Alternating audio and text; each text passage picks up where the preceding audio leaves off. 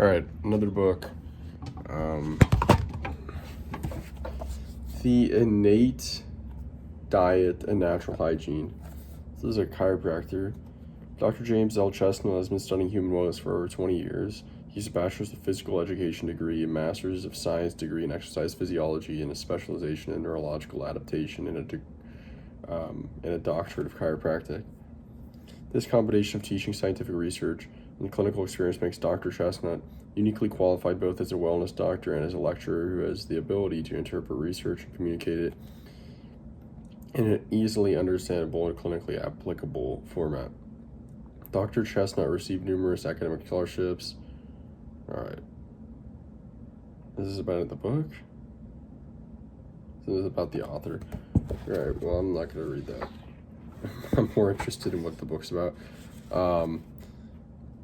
Anyway, I've already got a pretty good idea of what my ideal diet is. It's also much more recent understanding of diet.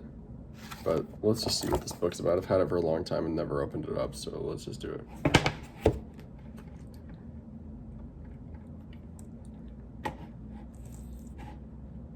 Oh, there's a new version of ChatGPT now, 5.1. All right.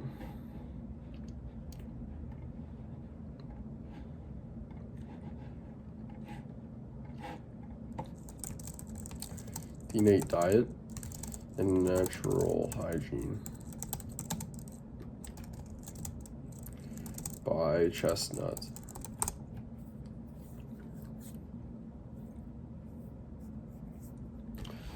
All right. The Innate Diet and Natural Hygiene by Christopher Chestnut. No, it's by James L. Chestnut.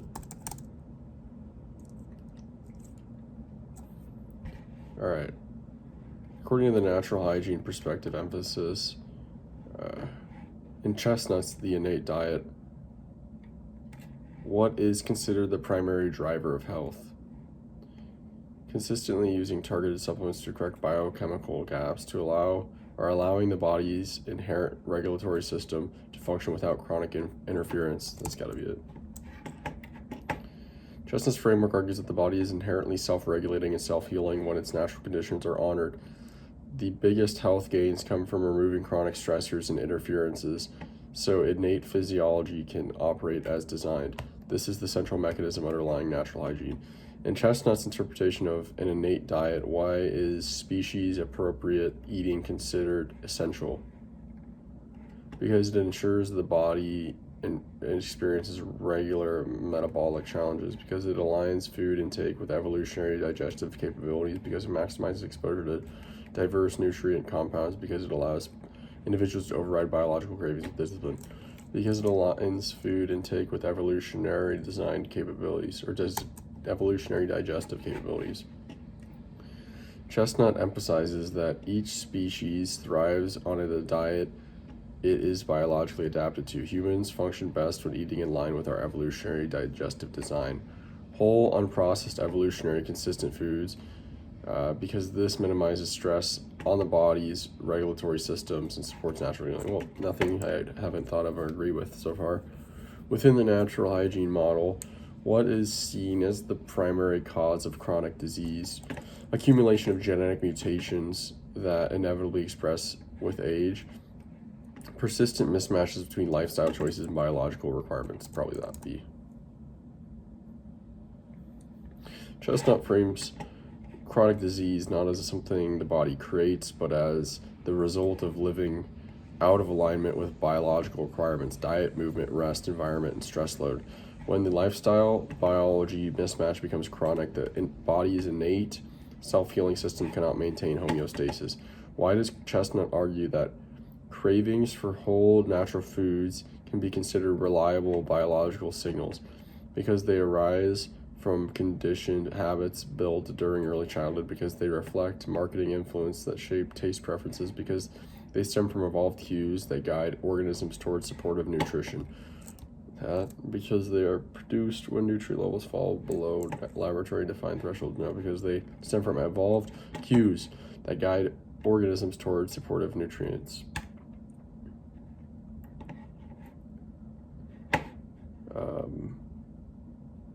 Chestnut stresses that humans evolved with innate appetites that guide us toward biologically supportive foods, primarily whole unprocessed, species-appropriate options. These signals become unreliable mostly when they're distorted by processed foods engineered to hijack reward pathways.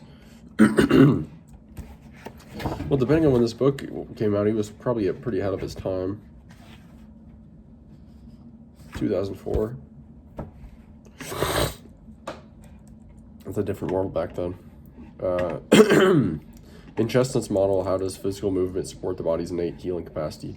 By burning excess calories to prevent metabolic slowdown, by stimulating mechanical and neurological processes essential for normal physiology.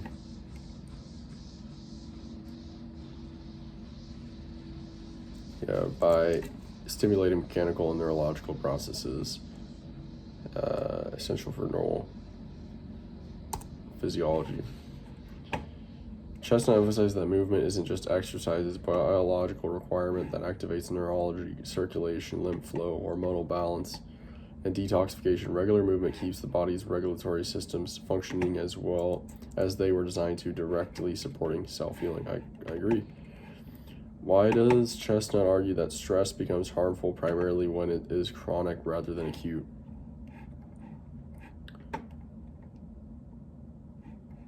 Chronic stress prevents the body from using stored fats as energy source. No. Chronic stress disrupts normal regulatory cycles that require periods of recovery. Chronic stress strengthens immune activity to the point of self-damage. Chronic stress eliminates the body's ability to benefit from short-term challenges. No. Chronic stress disrupts normal regulatory cycles that require periods of recovery. What? While recovery cycles are important, Chestnut's core emphasis is slightly different. Chronic stress eliminates the body's ability to benefit from short-term challenges. Chestnut frames acute stress as natural, adaptive, and beneficial. The problem with chronic stress is that it removes the body from the natural rhythm of short-term challenge followed by recovery and rebound. What the hell, bro? That's essentially what we said. Disrupts normal regulatory cycles. I guess. It's not exactly the same. Problem with chronic stress, okay. Without those oscillations, regulatory systems don't just lose recovery time, they lose the entire adaptive cycle that builds resilience. Chronic stress becomes a constant physiological interference. According to Chestnut, innate model of health, what role does rest and sleep play? Providing discretionary downtime that complements lifestyle choices, allowing psychological relaxation while physical systems continue unchanged, supporting essential repair, detoxification, and regulatory recalibration processes.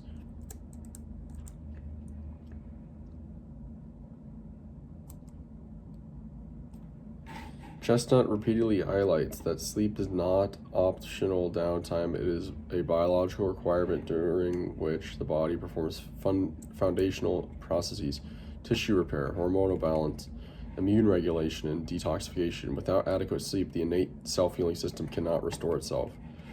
Why does Chestnut place strong emphasis on avoiding processed foods rather than just moderating intake? Because processed foods have unpredictable calorie counts that disrupt planning. Because processed food contain novel stimuli that disrupt innate regulatory cues. Because processed foods are universally low in all essential nutrients. Because processed foods prevent the body from adapting to environmental variation. Probably because processed food contain novel stimuli that disrupt innate regulatory cues. Chestnut argues that the most damaging aspect of processing food is not simply their nutrient profile, it's that they distort or override innate biological cues related to hunger, satiety, appetite, and reward. When these cues are hijacked, people lose the natural guidance system that keeps eating behavior aligned with health. In Chestnut's framework, what distinguishes innate health care from conventional symptom-focused healthcare? Innate healthcare emphasizes genetically tailored medications. Innate healthcare focuses on restoring biological conditions rather than suppressing effects. That pretty crazy. This guy's really ahead of his time. I mean, that's almost pre-internet at that point. Like the internet's baby internet. He knew a lot of stuff early. Chestnut argues that real healthcare restores the causes of health. The biological requirements the body needs to function properly rather than suppressing symptoms. Symptoms are signals, not malfunctions.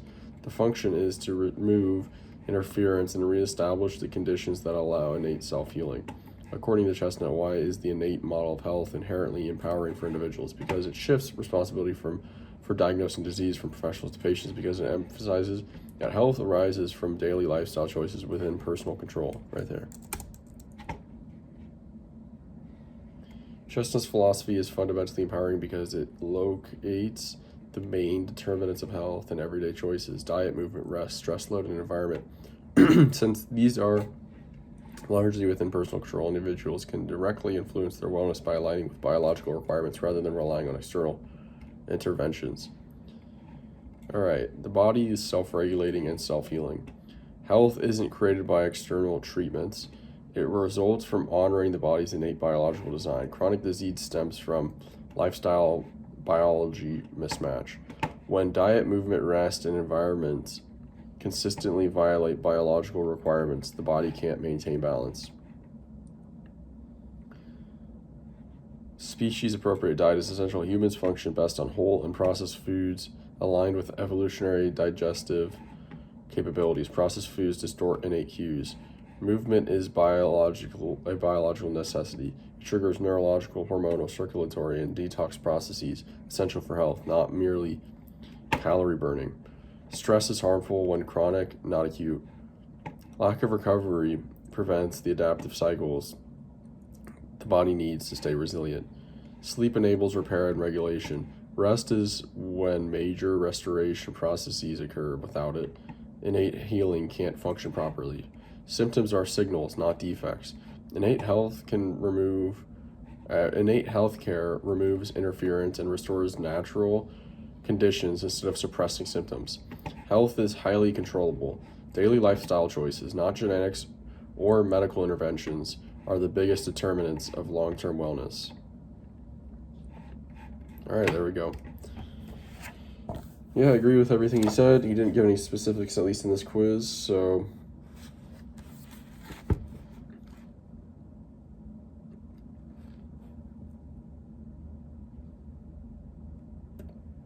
toxic food choices to avoid: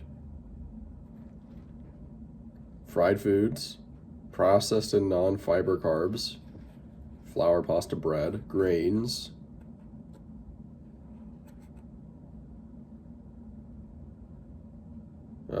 dairy, juices, caffeine, sprayed early harvested fruits and vegetables, grain-fed, antibiotic-fed, hormone-fed meat, non-filtered or non-distilled water, dried fruits, corn products, soy products, shellfish, tuna, shellfish, bottom feeders, bioaccumulate toxins, tuna, top of food chain, bioaccumulate mercury, farmed fish, higher toxicity, less omega-3, smoked meats, full of nitrates and nitrates, pork, high in parasites, mold spores and fat, carnivores, fish that eat other fish bioaccumulate, alcohol. Dang, bro, this guy was talking about a lot of stuff really early.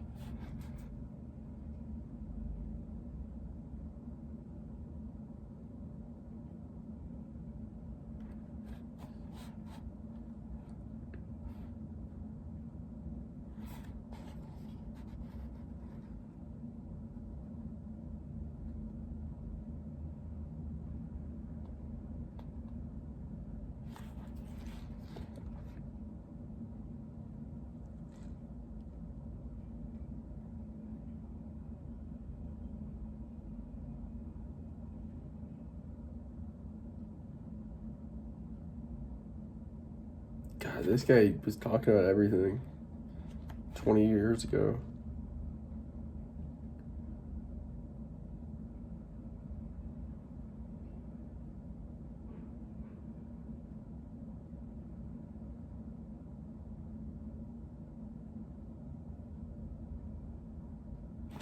Wow. Talking about air filters, everything. Plastics.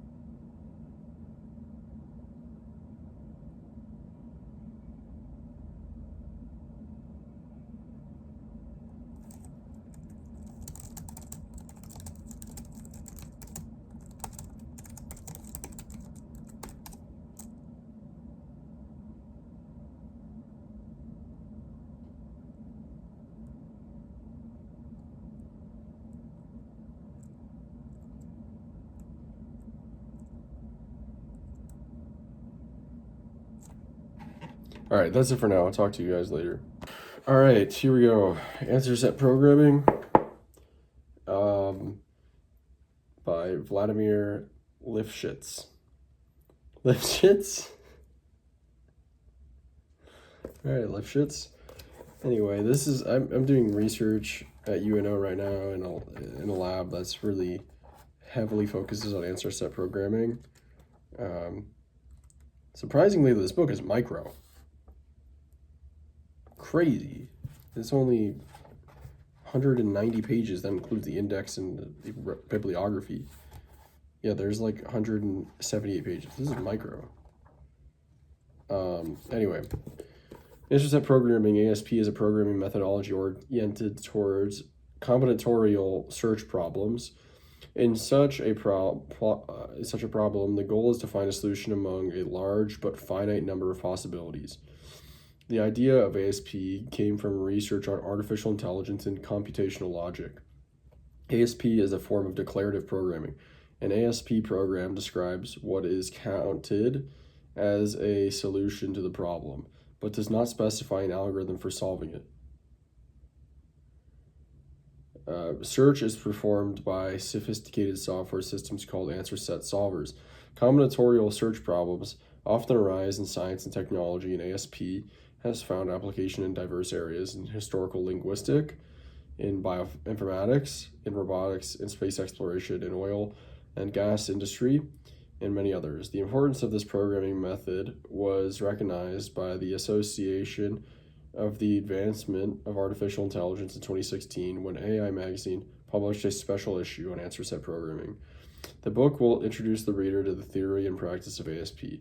It will describe the input language of the answer set solver, Klingo, which was designed at the University of Potsdam in Germany and is used today by ASP programmers in many countries. It will include numerous examples of ASP programs and present the mathematical theory that ASP is based on. There will be many exercises with complete solutions. All right, let's jump in. Baby, calm down, calm down.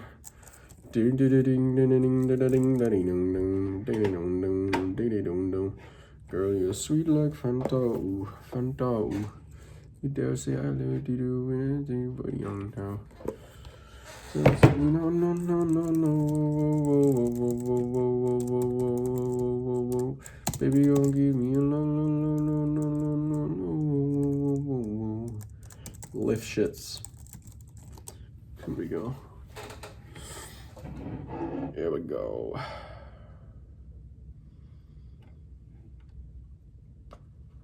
Let's drill the core ideas of answer set programming ASP as developed by Lifshitz. I'll ask one question at a time. You answer with A, B, C, or D, and I'll explain, then move on. Conceptually, I think it's gotten better actually since the new 5.1 of ChatGPT. Conceptually, what is the central idea of answer set programming in Lifshitz framework? Using probabilistic models? No. Representing, I'm just not even going to read the rest. Representing a problem as a logic program whose stable models encode its solutions. Transforming all logical theories into Horn clauses to enable forward chaining. Extending first order logic and higher order quantifiers for richer expression. It's probably representing a problem as a logic program whose stable models encode its solution. In Lifshitz formulation, ASP works by encoding a problem as a logic program such that its stable models, answer sets, are exactly the solutions. The heavy lifting happens in the semantics. Once the program is written, reasoning reduces to computing its stable models. In ASP, Y is default negation not a core mechanism. It introduces numerical penalties that guide model optimization. It allows rules to be applied only when classical negation is also present. It allows rules to be applied only when classical negation is also present. It captures reasoning with incomplete information by assuming falsity in the absence of proof. Probably that. It captures reasoning with incomplete information by assuming falsity in absence of proof. Default negation expresses non-monotonic reasoning. When information is missing, ASP lets the program assume something is false unless there is support for it. This closed world style of inference is central to how stable models represent common sense reasoning. What do the stable models play in Lifshitz's view of ASP? They represent all syntactically possible rule instantiations, regardless of consistency. They serve as minimal models obtained by removing all rules containing negation. They stand for self-justifying sets of literals that satisfy the program rules under non-monotonic semantics. I don't know that. Stable models are exactly those sets of literals that are self-supporting. Every literal in the model is justified by the rules given the model itself. This reflects the non-monotonic nature of ASP. Stable models are not just any models, but ones that make sense under default assumptions. Why is the Gelfeld-Lifshitz reduct important in defining stable models? It converts a program into a positive one, so minimal model reasoning can be applied. It guarantees that every program has exactly one stable model. No, it replaces all rules with probabilistic weights to allow ranking of results. Probably not. It ensures that classical negation is always removed before evaluation. I don't know. It converts a program into a positive one, so minimal model reasoning can be applied. I don't know. Okay. The Gelford-Lifshitz reduct rewrites a program relative to a candidate set of literals by removing rules defeated by default negation and eliminating all remaining negations. This yields a positive program for which minimal models are well defined. A stable model is precisely a set whose minimal model of the reduct is itself. In ASP, constraints, rules with empty heads primarily serve to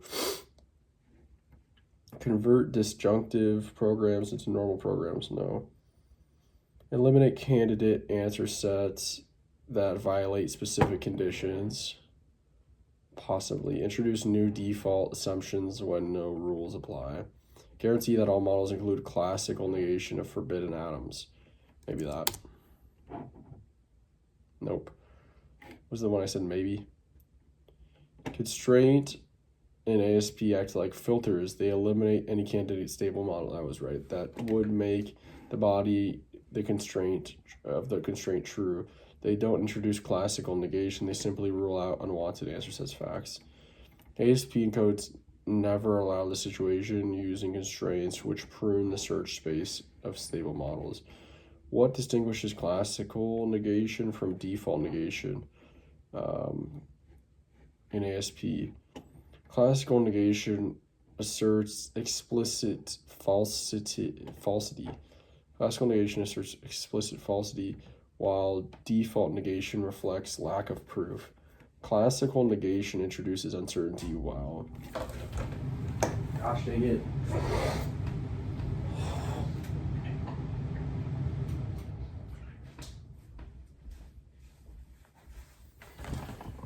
All right.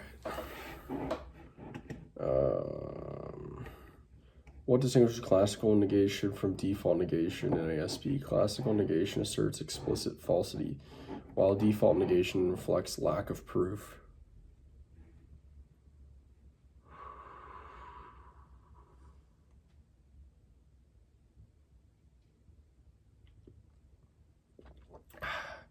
Classical negation asserts explicit falsity, while default negation reflects lack of proof. Classical negation introduces uncertainty, while default negation removes it. Classical negation is only allowed if in constraints, while default negation is allowed in heads. Classical negation creates new stable models, while default negation prevents any from forming. I would say classical negation introduces uncertainty, while default negation removes it. No. Classical negation means P is explicitly false, while default negation, not P means we have no evidence for P. Default negation is about incomplete information. Classical negation is about asserting truth of falsity. I got it. ASP's power comes from separating explicit falsity from assured falsity, letting models reason both with the facts and with gaps. Why are choices in ASP, and why are choice rules useful in ASP?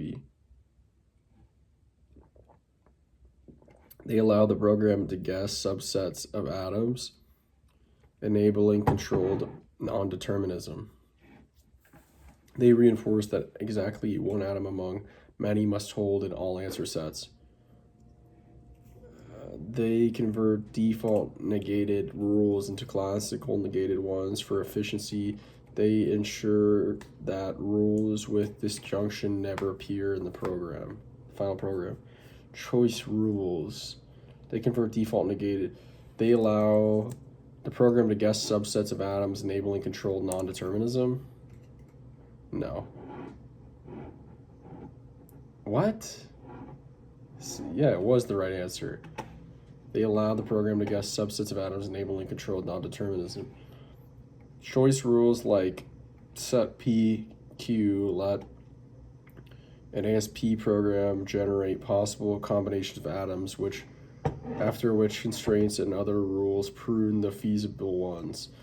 This mechanism is central to ASP's power, constructive non-determinism plus declarative filtering. What is the practical reason ASP emphasizes problem representation rather than algorithm design? Problem representation rather than algorithm design. ASP solvers ignore rule structure and use only constraint propagation, probably not. The stable model semantics ensure all programs reduce to Horn logic. Once a problem is encoded declaratively, the solver handles the search automatically. Boom. ASP strength is that once you encode a problem declaratively, the search for solutions is handled by the solver using the stable model semantics. You express what the solution should satisfy, not how to compute it. That's why Lifshitz emphasizes representation over handcrafted algorithms. In the context of Lifshitz's work, what makes tight programs easier to analyze? They guarantee that every rule has at most one default negated literal. They eliminate all positive recursion, enabling stable models to match supported models. A program is tight when it has no positive cycles. In this case, the stable models coincide with supported models, which makes both reasoning and computation simpler. Lifshitz highlights this because it shows when non-monotonic effects become more manageable. What is the main purpose of strong negation, classical negation in ASP programs? To allow explicit representation of contradictory facts within a single answer set. To express definite falsity directly rather than relying on assumption. Boom. That's got to be it, right? Yeah. Strong classical negation lets an ASP program state explicit falsity, such as, I don't know what that is, something P. Instead of merely assuming P is false due to lack of evidence, this strengthens the representational clarity. Some facts are known to be false, not just unprovable. Okay, here are the 80-20 answer set program by Lifshitz. Here are the core ideas. Explain most of ASP's power and design. Problem as program. You encode a problem as a logic program where each stable model represents the solution. The solver's job is to find all such stable models. Stable model semantics. A stable model is a self-justifying set of literals. Every literal is supported by rules that remain valid after applying default assumptions. Default versus classical negation. Default negation, not P, assumes false unless supported models incomplete information. Classical negation asserts explicit falsity. This operation enables rich non-monotonic reasoning.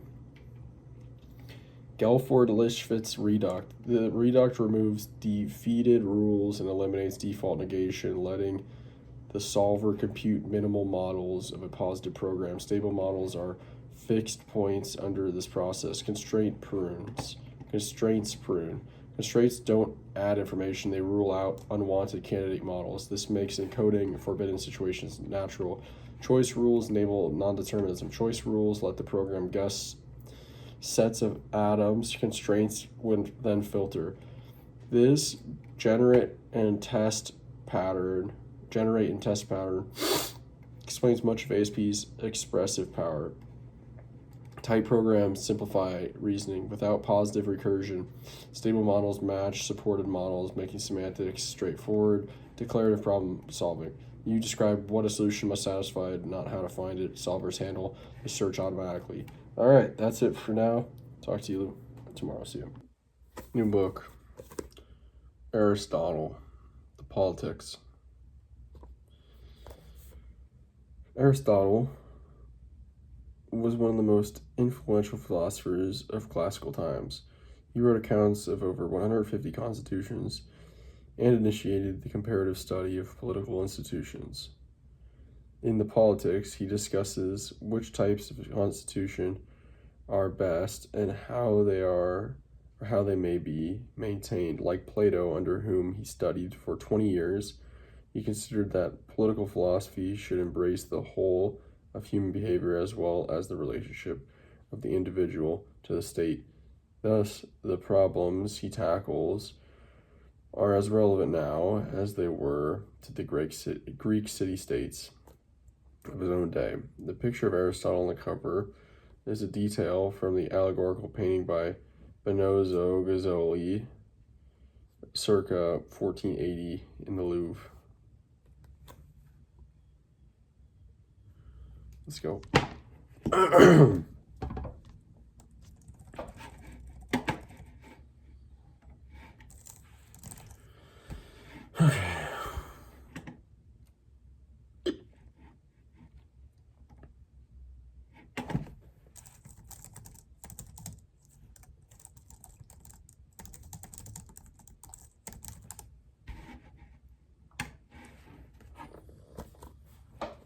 All right.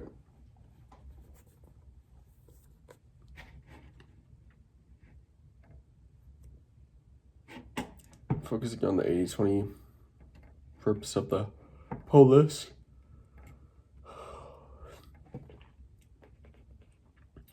The nature of citizenship, how regimes differ, and what makes the Constitution good. According to Aristotle, the polis ultimately exists for which primary reason? To secure stable alliances that protect against external threats, to organize economic exchange that allows communities to prosper, to cultivate the conditions in which human beings can live well, to coordinate administrative tasks that keep basic order in society. To cultivate the conditions in which human beings can live well. Yeah. Aristotle argues that while communities begin for basic survival, the polis exists so humans can live well, to enable moral development, rational activity, and a flourishing life. This teleological purpose is the backbone of his entire political theory. For Aristotle, what distinguishes a true citizen of a polis? Someone descended from families with historical ties to the founding of the city, someone who contributes economically to the prosperity of the community, someone who participates in ruling and being ruled within the Constitution, someone who owns property sufficient to support public responsibilities, someone who participates in ruling and being ruled within the Constitution. No.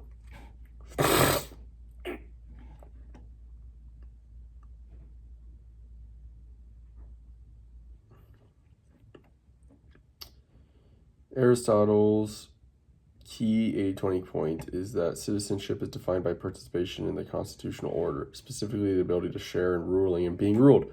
What the hell? It says not quite. That is right. I got it right. This distinguishes citizens from residents, laborers, and outsiders. In this case, the correct answer was C, but since you selected it, let me explain. The mistake is mine. I should have marked it correct.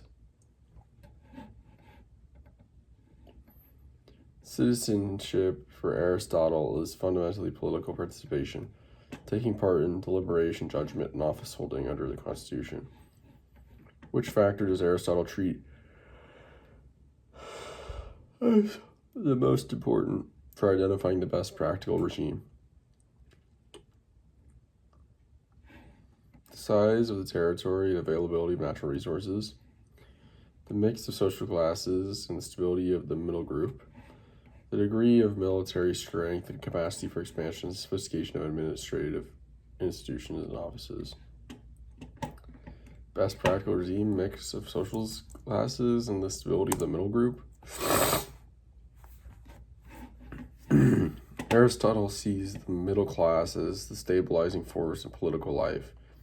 A regime dominated by this group is less prone to fractional conflict and more likely to preserve the common good, making it the most practical, workable form of best regime. Why does Aristotle classify monarchy, aristocracy, and polity as correct regimes, quote unquote? Because each follows historical precedent and reflects the city's origins, because each is structured to serve the common good rather than private interests, because each distributes offices equally among citizens of all backgrounds, because each limits the power of rulers through extensive legal safeguards.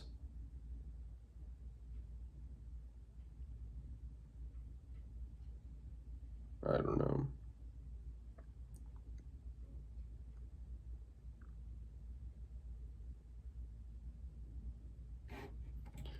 I have no idea. Because each follows historical precedent and reflects the city's origins. That's why it's correct? No.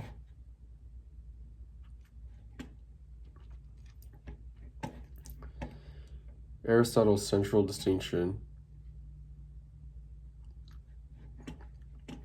is whether a regime aims at the common good or at private advantage of the rulers. Monarchy, aristocracy, and polity all count as correct because their organizing purpose aligns with the common good rather than factional or selfish aims.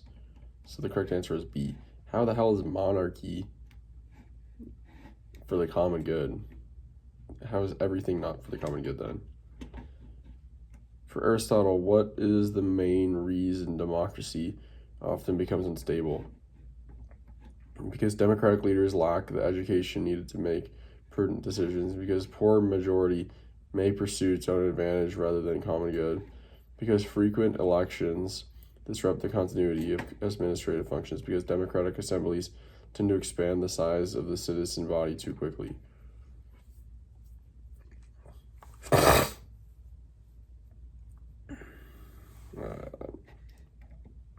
I would say because it ultimately leads to rulers who have no other skills necessarily than speaking. But I'm going to say because the poor majority may pursue its own advantage rather than common good. That doesn't seem right, but it is.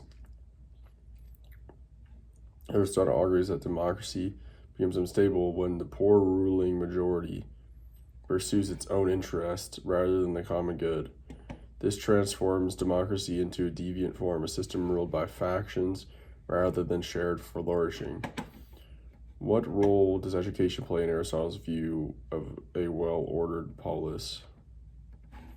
It prepares citizens to contribute specialized economic skills to the city. It instills obedience to the law so that rulers can govern efficiently. It shapes citizens' character so they can participate virtuously in the regime. That one.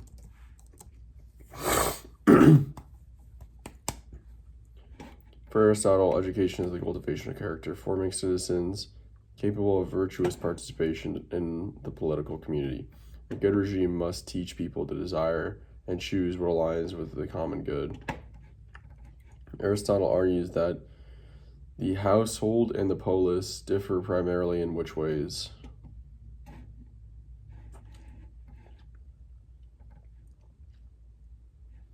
The household aims at material sufficiency while the polis aims at living well.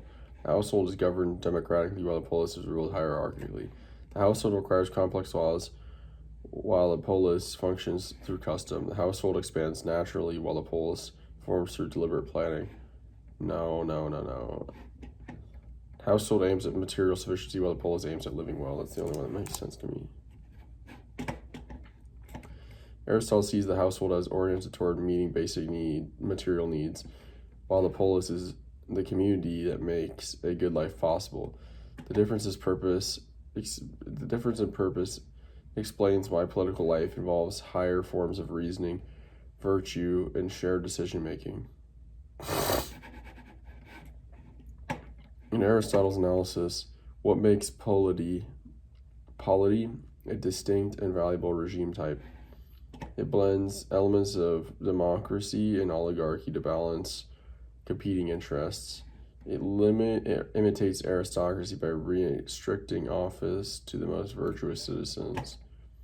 It relies on rotational monarchy to prevent any single group from dominating and minimize laws, so citizens can decide and choose directly through assemblies. It's got to be basically like a republic, right? It blends elements of democracy and oligarchy to balance competing interests. Polity in Aristotle's mixed constitution, a blend of democratic and oligarchic elements that channels the strength of each while reducing their excesses. This mixture is stable, moderate, and oriented toward the common good, especially when supported by a strong middle class.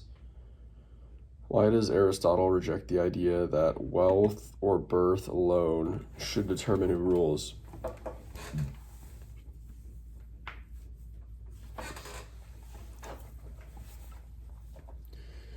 Because such criteria fail to reflect the city's historical traditions. No. Because wealth and birth do not reliably indicate virtue or political judgment. Yeah.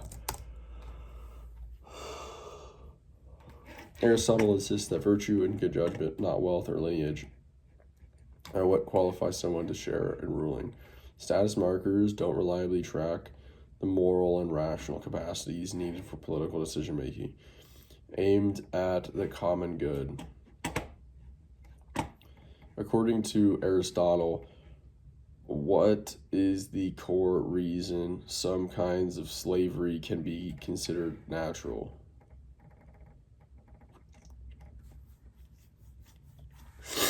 Some people lack the capacity for self-rule and function best under guidance. Some societies require dependent labor class for economic stability. Some individuals voluntarily choose subordination during times of need. Some rulers possess divine authority that legitimizes domination. Definitely not D. Some individuals voluntarily choose subordination during times of need. Maybe, but I don't think that's why slavery would come out. Some societies require a dependent labor class for economic stability. I wouldn't say either. I would say some people lack the capacity for self-rule and function best under guidance. Yeah, Aristotle argues that natural slavery applies only to individuals who cannot govern themselves through reason and therefore benefit from being directed by someone who can. It's one of the most controversial parts of his work, but conceptually it fits his broader framework. Rule is justified when it helps all parties achieve their proper function. All right, here's a summary. Every community aims at some good. The polis is the highest community because it makes the good life possible, not just survival, but flourishing in accordance with virtue. Citizenship is defined by participation in ruling. A citizen is someone who shares in deliberation and judgment under a constitution, not merely someone who resides in a place. Good regimes aim at the common good, bad ones at private advantage.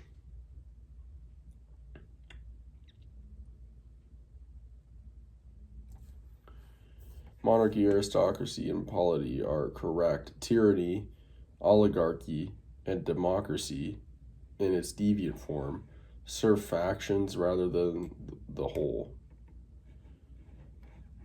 The middle class stabilizes regimes. A strong middle group reduces fractional conflict and helps the constitution stay oriented toward the common good. Mixed constitutions work best in practice.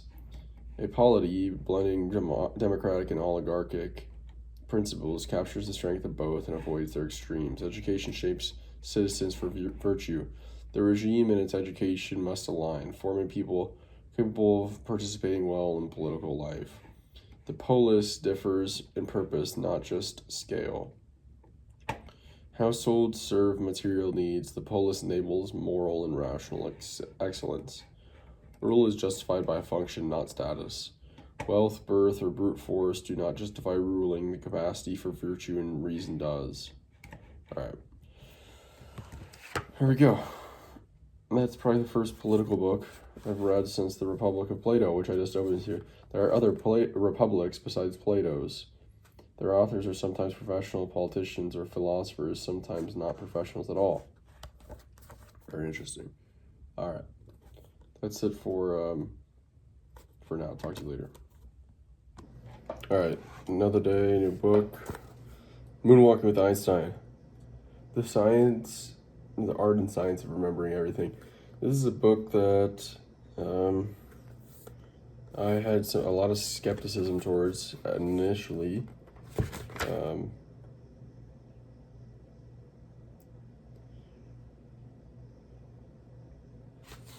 Just because I didn't really care about memorizing things. I cared about understanding concepts, but I think there are potential benefits of understanding memory better. So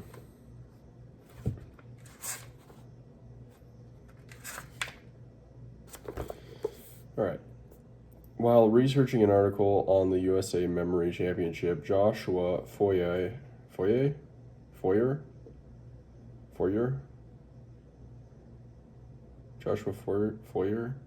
was equally dubious and intrigued by one contestant's claim that even an average memory like Foyer's, if used properly, could win the event.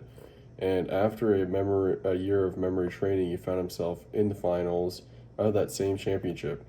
Under the tutelage of mental athletes, Foyer learns ancient techniques once employed by Cicero to memorize his speeches and by medieval scholars to memorize entire books. Moonwalking with Einstein draws on cutting-edge research, a surprising history of memory, and venerable tricks of the mentalist's trade to transform our understanding of remembering. Through his extraordinary odyssey, we acquire a profound appreciation of a gift we all possess, but that often slips our minds.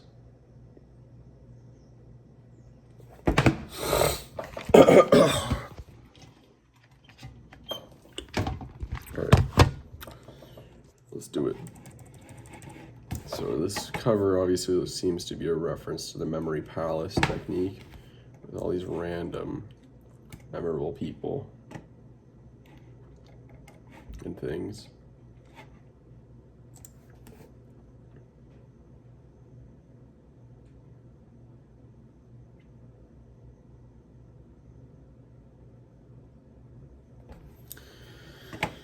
Okay, here we go.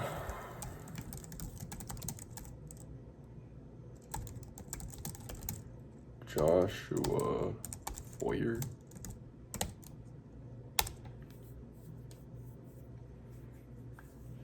Alright, here we go. Moonwalking with Einstein is rich with 80-20 concepts about memory expertise and how deliberate practice reshapes ability. Let's begin your quiz. According to the book's core premise, what most directly enables ordinary people to perform seemingly extraordinary memory feats? Using structured mental imagery to create stable retrieval cues, relying on innate photographic ability found in small subset of learners, memorizing information through repeated exposure without special techniques, building large vocabularies that naturally strengthen long-term memory. I guess he's going to say using structured mental imagery to create stable retrieval cues. The book's 80-20 insight is that elite memorizers aren't born with special brains. They use highly intentional mental imagery and spatial scaffolding like memory palaces to turn abstract information into vivid retrievable cues. This single mechanism explains most of the dramatic improvement Foyer experienced. In Foyer's journey, what distinguishes deliberate practice and memory training from ordinary repetition? Practice at the edge of one's ability with immediate specific feedback. That sounds about right. Extending practice sessions for as many hours as possible each day. Focusing mainly on reviewing previously mastered material for consistency. No. Increasing the amount of information studied without changing technique. No. Practicing at the edge of one's abilities with immediate specific feedback. The 80-20 insight. Deliberate practice pushes you right at the boundary of your current skill, forcing the brain to build new patterns. It isn't about more time or more material. It's about focus, difficulty, plus rapid feedback, which explains why memory athletes improve so quickly. Why do memory palaces work so effectively in the techniques described in the book? They exploit our strong spatial memory to anchor otherwise abstract information. Potentially, they increase the amount of rote repetition needed for long-term storage. Rote repetition? No, definitely not. They rely on verbal associations. No. They reduce cognitive load by removing the need for imagery or creativity. No. They exploit our strong spatial memory to anchor otherwise abstract information. The 80-20 reason memory palaces are so powerful is that they harness spatial memory, one of the brain's most reliable and evolutionarily ancient systems. By embedding information in a mental landscape, you give otherwise abstract data a stable, memorable structure. In Foyer's exploration of experts across fields. What shared pattern explains how top performers develop exceptional skills? Well, this is more or less about deliberate practice than memory, but they transform knowledge into mental frameworks that reduce complexity. That makes sense. They accumulate far more raw facts than typical practitioners. Maybe. They avoid structured routines to stay mentally flexible. Definitely not. They rely on natural talent rather than systematic training. No. They transform knowledge into mental frameworks that reduce complexity. Whoa, what?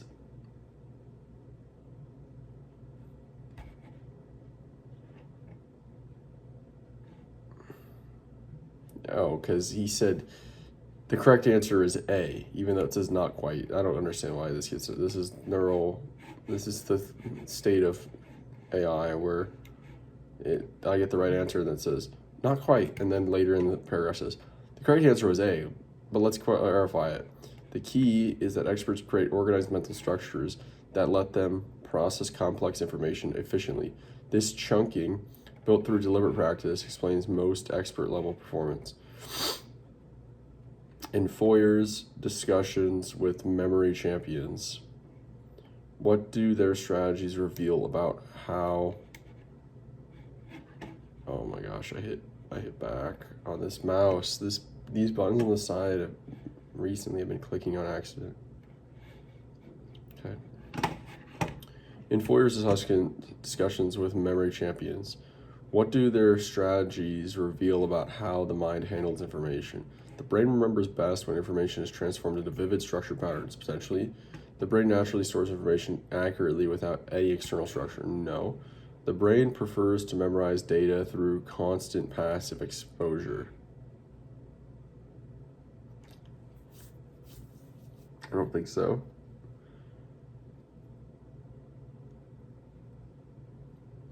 Definitely not. I mean, the brain improves recall mainly by increasing general intelligence. No.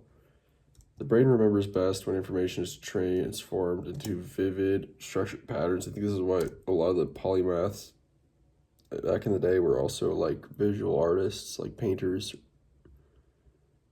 or good at sketching at least, drawing.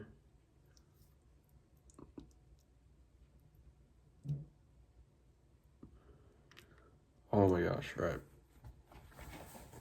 The 80/20 insight of the book is that memory flourishes when information is shaped into vivid, organized, and meaningful patterns. Raw data is hard to retain. Structured imagery and intentional encoding make it stick. Oh. Foyer learns that most forgetting happens because information is weakly encoded, but practice best strengthens encoding at the outset, creating distinctive attention-grabbing associations during initial learning. Reviewing the information repeatedly without altering how it's studied, minimizing emotional involvement to avoid biasing the memory, compressing study sessions into one long continuous block. Definitely not the last three.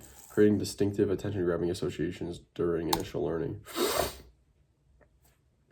Strong encoding requires distinctiveness. When you attach striking, unusual, or emotionally charged associations to new information, you create hooks that make memory far more durable. Weak, plain encoding is what leads to forgetting. This is where I have troubles with like memory techniques, because do I really want to associate this information with random visual information, or do I want to connect them to like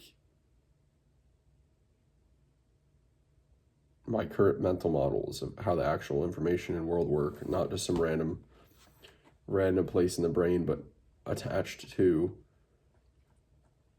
very important information. I mean, I get if you want to just memorize things for a memory competition or for memorizing a speech, that makes sense. But what if you want to like use the information such as a practitioner? I don't think, necessarily being able to recall verbal information is that as important as like understanding the underlying patterns of the field, which I don't know. I'll leave it at that for now.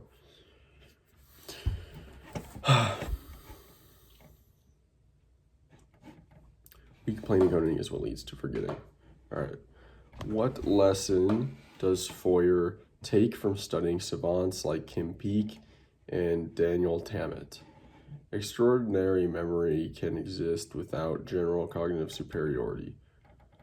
Savant abilities arise from universal skill anyone can easily learn. I don't know. Exceptional recall is mostly a product of external tools rather than brainwired. No. High intelligence automatically produces superior memory performance. No. Extraordinary memory can exist without general cognitive superiority. Definitely. It's the difference between memory and intelligence, and really not the same thing. Foyer highlights that astonishing memory isn't the same as broad intelligence. Savants can display remarkable recall while lacking cognitive abilities in other domains, reinforcing the book's 80/20 idea. Memory is a specific skill, not a universal marker of intellect, and it can be trained. Exactly. That's why it's really not, to me, that important of a skill. Why does Foyer argue that most people underestimate their memory potential? Everyday life rarely demands the active use of sophisticated encoding strategies. Human brains have a fixed storage limit that discourages complex memorization. No. Modern tools weaken neural pathways responsible for visual information. Probably not. Maybe an argument there, but I don't think he's going to make that argument. People naturally prefer passive learning, even when it feels highly effective. Everyday life rarely demands the active use of sophisticated encoding strategies. Yeah. Foyer's key point is that modern life doesn't require us to use the full range of our mental abilities, especially the imaginative, spatial, and associative techniques that make memory powerful. Because we rarely need these skills, we assume we don't have them, but they're dormant, not absent. What does Foyer identify as the main value of training one's memory beyond performing party tricks or competitions? Here we go. It sharpens attention and deepens engagement with the world. Maybe. I hope he doesn't make that argument. It increases overall IQ and general problem-solving speed. Probably not. It replaces the need for organizational tools and technologies. No. It prevents nearly all forms of age-related cognitive decline. Maybe. He's going to say it sharpens attention and deepens engagement with the world, isn't he? Yep. Foyer stresses that memory training isn't about stunts. It's about learning to pay closer attention. When you encode deliberately and vividly, you notice more, think more clearly, and interact with the world in a richer way. Attention is the gateway to memory, and improving one strengthens the other. All right, now I like that argument. That's nice. What overarching insight ties Foyer's experiences and research together? Memory excellence grows from intentional methods, not innate gifts. That sounds about right. Memory ability is fixed early in life and changes very little. No. Modern technology makes memory techniques largely unnecessary. No. Complex memorization depends mainly on superior general intelligence. No. Memory excellence grows from intentional methods, not innate gifts. This book's master 80/20 insight. Memory is a trained skill, not an inherent gift. Foyer's entire journey shows that when you apply deliberate practice and structured encoding techniques, your memory becomes dramatically stronger regardless of where you start. Memory is not a talent, it's a method. Elite memorizers rely on systems, imagery, spatial anchors, associations, not special brains. Anyone can learn them. Encoding is everything. We forget because we encode weakly. Distinctive, vivid, structured encodings transform recall. Spatial memory is our superpower. Memory palaces work because the brain is exceptionally good at remembering locations and visual scenes. Deliberate practice drives expertise. Progress happens on the edge of difficulty with tight feedback loops, the same patterns seen in chess, music, and athletics. Chunking organizes chaos. Experts convert complex information into hierarchical mental structures, making recall fast and reliable. Attention is the front door of memory. Training memory trains attention, making you more present, observant, and engaged with the world. Extraordinary memory doesn't equal extraordinary intelligence. Savant studies show memory is a specialized ability, not a universal measure of intellect. Our potential far exceeds our habits. Most people never use their natural mnemonic capacities because daily life rarely demands or teaches them. There we go. Moonwalking with Einstein. That's it for now. This is another book I would say on learning, so add that to the shelf on learning books. Talk to you later. All right, let's finish today out with another book. The Science of Self-Realization by, again, His Divine Grace, A.C. Bhaktivedanta Swami Prabhupada, founder of the Acharya of the International Society of Krishna Consciousness. In this book, you will discover the timeless science that great teachers have spoken for millennia. The science of self-realization opens up the secrets of the self within, nature and the universe, and the supreme self within and without. Here, the world's most distinguished teacher of the science of self-realization talks about meditating and practicing yoga in the modern age, gaining liberation from the law of karma, achieving superconsciousness, and much more. In all the interviews, lectures, essays, and letters chosen for this special book, His Divine Grace, A.C. Bhaktivedanta Swami Prabhupada speaks with startling clarity and power. He proves just how relevant the science of self-realization is to today's world and your own life.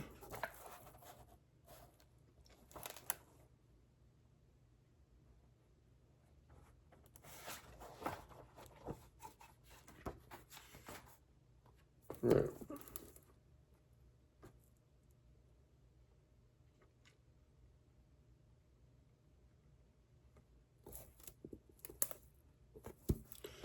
Here we go. The science,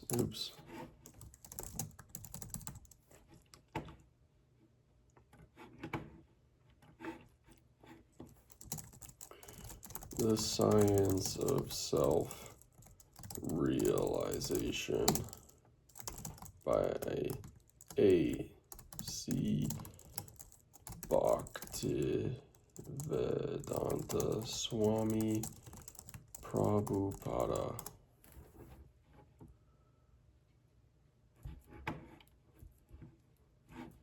The 80-20 themes of the science of self-realization, the soul versus the body, the purpose of human life, the nature of consciousness, bhakti yoga as the primary path, the role of Krishna, and the limitation of material solutions.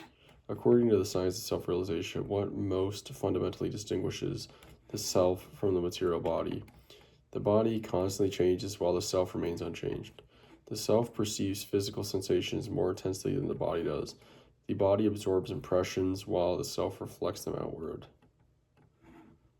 The self moves energy through the body more efficiently than material processes do. I would say the body constantly changes while the self remains unchanged. Yeah. Central 80-20 insight here is that the self, Atma, is unchanging consciousness, while the body is a temporary, ever-changing material vehicle. This single distinction explains most other principles in the book: reincarnation, the futility of material identification, and why spiritual practice focuses on awakening the unchanging self. Why does the book argue that material improvements, even if abundant, cannot satisfy the self? Material gains fluctuate while the self seeks constant sensory novelty. Material conditions are temporary while the self is eternal consciousness. Material conscious conditions are temporary while the self is eternal consciousness. I would say, yeah. Material enjoyment attracts karmic reactions while the self resists new karma. New material progress increases desires while the self operates on fixed needs. Material conditions are temporary while the self is eternal consciousness. The 80-20 principle here. The soul is eternal, but material arrangements are temporary. So no amount of external improvement can satisfy an inner being whose nature is permanent, conscious, and bliss-seeking. This is why the book repeatedly emphasizes turning inward toward the self and toward Krishna rather than outward towards material enhancement. In the science of self-realization, what is presented as the primary purpose of human life? Perfecting social duties to create harmonious communities, refining moral behavior to reduce suffering in the world, awakening spiritual identity, and reestablishing one's relationship with Krishna. The book's central message is that human life is specifically meant for realizing our spiritual identity and reviving our personal relationships with Krishna. This single framework explains why bhakti yoga is emphasized above morality, rituals, and social roles. Those are helpful, but they are not the ultimate aim. Why does the text describe bhakti yoga as the most effective spiritual path for this age? It uses subtle meditation techniques that require advanced concentration. It relies on disciplined ritual purity that purifies karma rapidly.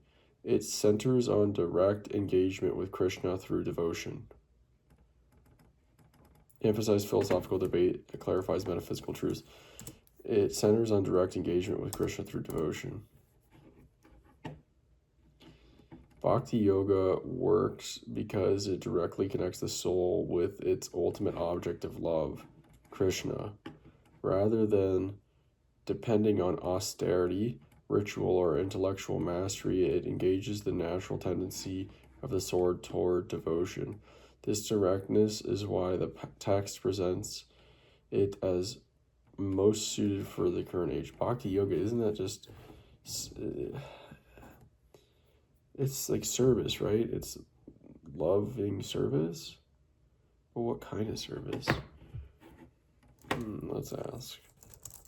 Bhakti yoga is loving devotion and service to Krishna.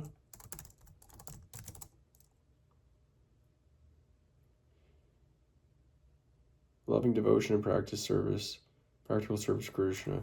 It's not abstract sentiment, it's active relationship expressed through remembering Krishna, chanting his names, hearing about him, offering one's activities and intentions, serving with affection rather than obligation. In the book, this is described as the most direct way to reconnect the eternal self with the Supreme Person. According to the book, what primarily causes repeated birth and death? Misalignment between bodily instincts and social structure. The accumulation of desires that bind consciousness to matter, potentially. Genetic tendencies inherited from previous generations. Imperfect moral judgment that disrupts natural harmonies. The accumulation of desires that bind consciousness to matter. It is desire, especially material desire, that binds consciousness to the cycle of birth and death. Where the consciousness rests, the soul is drawn. Desire fuels karma. Karma shapes embodiment, and embodiment perpetuates the cycle. This principle explains much of the book's emphasis on purifying desire through devotion. What does the science of self-realization identify as the essential function of consciousness? To organize sensory data into coherent perceptions, to illuminate existence as a symptom of the soul's presence.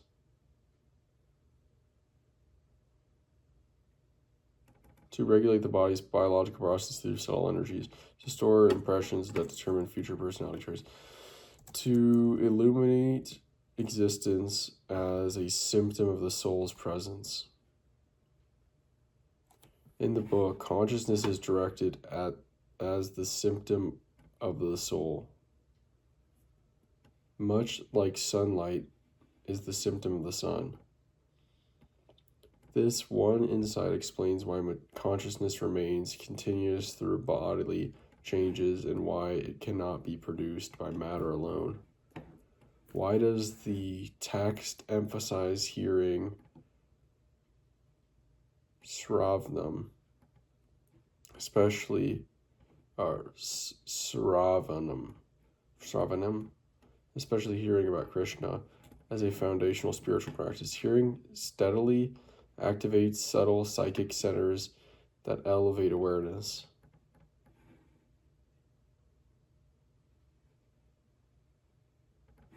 Hearing transmits spiritual knowledge from the heart of the speaker to the listener. Hearing engages the senses in a way that purifies consciousness without preconditions.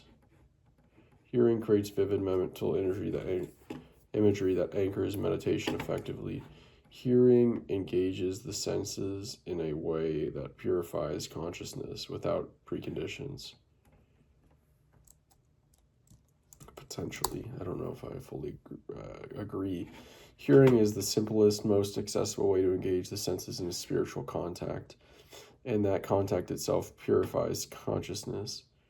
It doesn't require prior qualification or advanced ability. Simply hearing about Krishna begins the process of awakening the soul.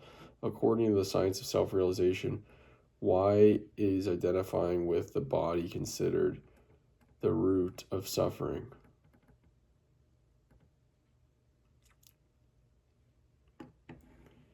It leads to emotional responses that override rational decision-making. No. It creates attachment to temporary conditions that inevitably change. Oh, wow. Yeah, that's got to be it. This is one of the book's deepest principles. Whoa. Suffering arises because we attach our identity to something temporary, the material body. When the body changes, declines, or loses what it once had, which it does all the time, the conditioned soul experiences anxiety, fear, and grief. Recognizing our ability as identity as eternal consciousness dissolves the root cause of that suffering. Whoa, that's pretty cool. What is the book's central reason for advancing chanting or advocating chanting in the Hare Krishna mantra? It focuses the mind on a single thought, reducing mental fragmentation.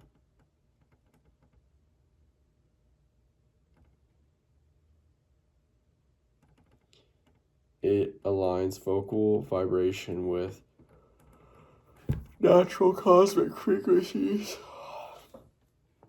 It directly connects the soul with Krishna through his names. It gradually conditions the mind to detach from sensory inputs.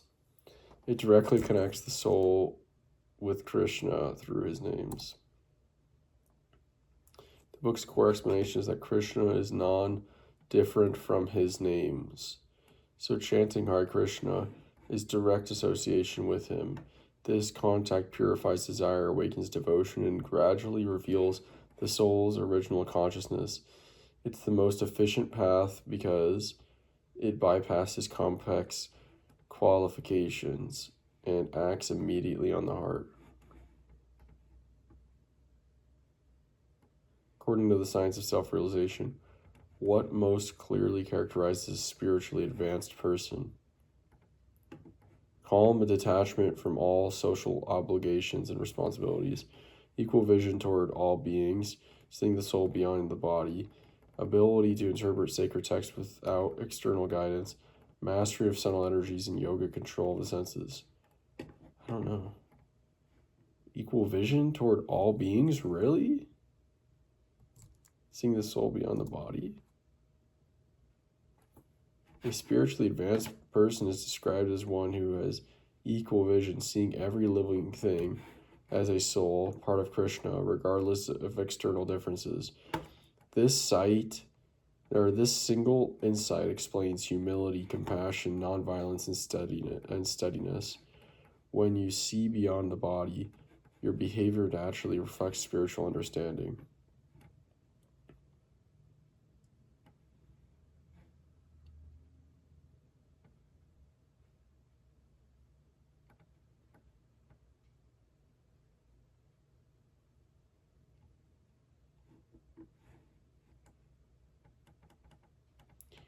Here are the core ideas from the science of self-realization that account for most of the message. You are the soul, not the body. Consciousness is the symptom of the eternal self, and misidentifying with the temporary body is the root of all suffering. Material solutions can never satisfy the self. Because the soul is eternal, temporary arrangements, wealth, pleasure, status cannot fulfill its deeper nature. The purpose of human life is spiritual awakening, specifically to reestablish our relationship with Krishna through genuine understanding and practice. Bhakti yoga is the most direct path. Devotional service aligns with the soul's original nature and works even in imperfect conditions. Desire binds us to rebirth. Material desire leads to karma and repeated embodiment. Purified desire leads to liberation. Hearing and chanting are powerful. They engage consciousness directly with Krishna's presence and begin purification immediately. Equal vision marks spiritual maturity. Seeing all beings as souls breaks the illusion of division and grounds true compassion.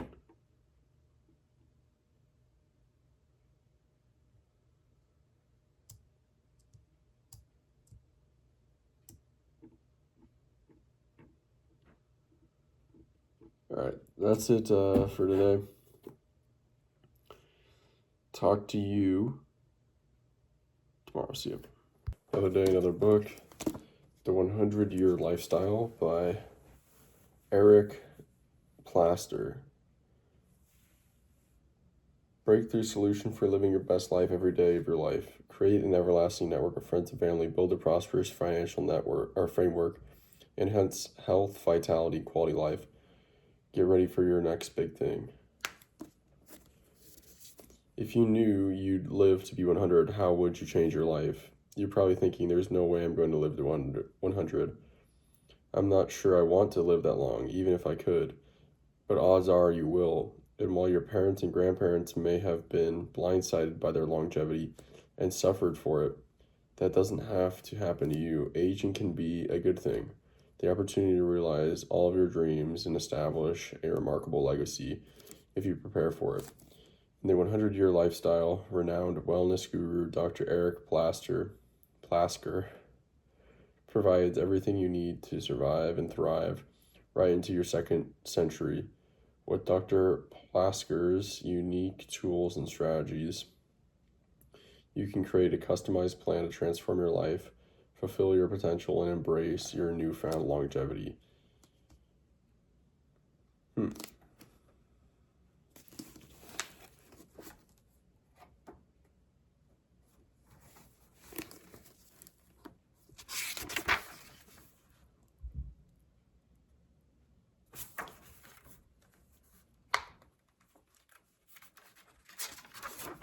Welcome to your 100-Year Lifestyle. Enjoy youthful energy at every age. The comments and strategy of the 100-Year Lifestyle. The healthcare hierarchy of the 100-Year Lifestyle. Creating the ideal environment you can enjoy for 100 years. Building a rock-solid support system you can enjoy for 100 years. Quality time living. Making every moment count. Financing your 100-Year Lifestyle. Living your legacy for the rest of your life. Let's jump in.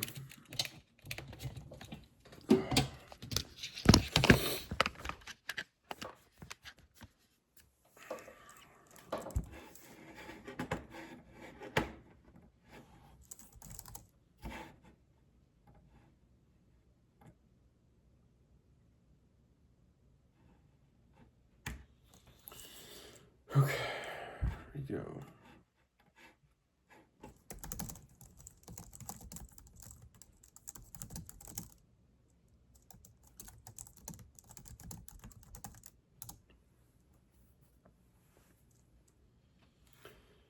All right. Key themes: living your ideal lifestyle for 100 years, proactive health habits, nervous system function, adaptability, and making long term choices now. According to the 100-year lifestyle, what is the central idea behind becoming a 100-year lifestyle human? Living longer primarily by managing symptoms as they appear, extending lifespan by focusing on short term health improvements, designing daily habits that support adaptability and vitality over a lifetime, relying on medical interventions to maintain function as you age, relying or designing daily habits that support adaptability, vitality over a lifetime. Plasker's core argument is that longevity is already becoming the norm. The key is building adaptive, sustainable habits that keep your nervous system, choices, and lifestyle aligned for decades. Long-term vitality is the product of everyday patterns, not crisis management. What does the book emphasize as the nervous system's primary role in achieving a high-quality, long-duration life? Controlling reflexes so that the body can react faster in danger. Regulating internal adaptation so the body functions well under stress. Improving memory so aging individuals stay mentally sharp. Conserving energy so the body can slow down as it gets older. Regulating internal adaptation so the body functions well under stress. Plasker puts the nervous system at the center of long-term health because it governs adaptability, your body's ability to respond, heal, and stay balanced. A well-functioning nervous system supports resilience, which explains most of the difference between merely living long and living well. In the book, what is the main purpose of quality of life years? Tracking how many years you avoid major illness, measuring the number of years lived with peak physical performance, focusing on years lived with energy, mobility, and purpose. That's got to be it. Quality of life years shifts the focus from simply living a long time to living well for many years, as many years as possible. Plasker emphasizes that the real goal of longevity is maintaining energy, mobility, clarity, and purpose, not just adding years, but preserving quality in those years. Which principle best captures Plasker's idea of change your story, change your life? Is that him? I feel like I have that book too. Somewhere in there, I would change your story, change your life.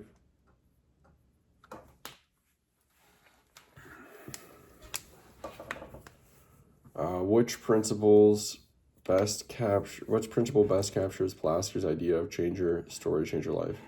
Rewriting past events to make them more positive, altering external circumstances before adjusting internal beliefs, identifying limiting narratives and replacing them with empowering ones. Probably that.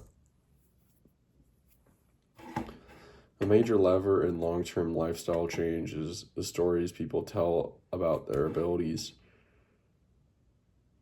identity, and future. Plasker argues that shifting these core narratives unlocks more consistent aligned behavior, a small inherent shift that produces a large lifelong effect.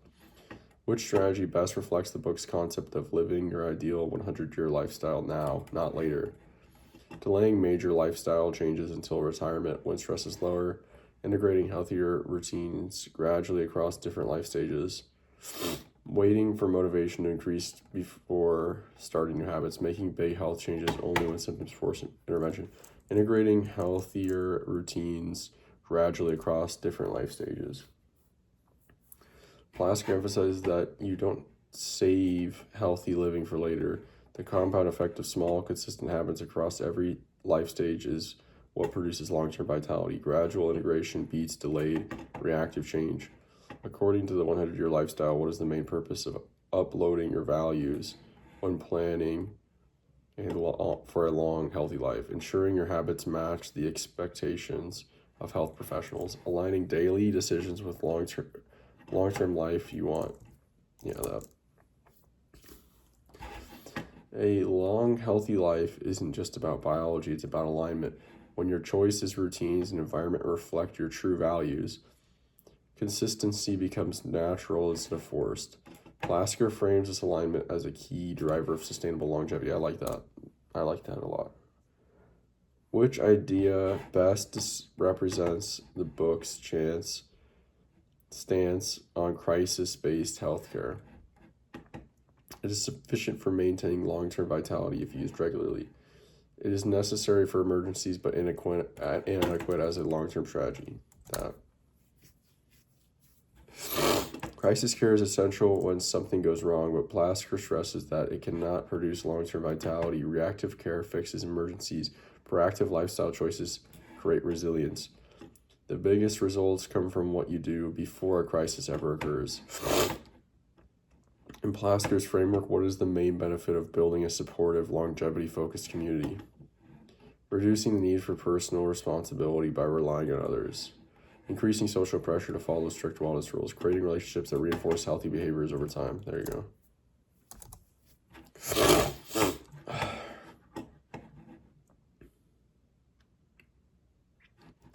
Community shapes behavior. Plasker emphasizes that surrounding yourself with people who value health, growth, and longevity multiplies your own consistency. Supportive environments reduce friction and make long-term habits far easier to sustain. What does Plasker mean by developing a congruency lifestyle? Structuring your life so your habits match your long-term goals. Sounds right. Avoiding any habits that require effort or discipline, definitely not. Creating separate routines for different stages of life. Making choices that prioritize convenience over alignment. Structuring your life so your habits match your long-term goals. Congruency is Plasker's core behavioral principle. When your actions line up with your long-term goals, you stop fighting yourself. Alignment reduces friction, increases consistency, and makes healthy choices feel natural rather than forced, producing outsized long-term benefits. Which statement best captures the book's view of aging in the 21st century? Aging is fixed and mostly determined by genetics. Aging patterns can change dramatically through lifestyle choices. It's gotta be that.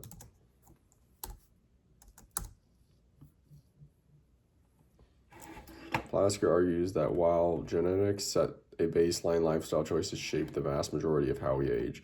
Modern longevity patterns show that proactive habits, adaptability, nervous system-centered health can dramatically alter the trajectory of aging.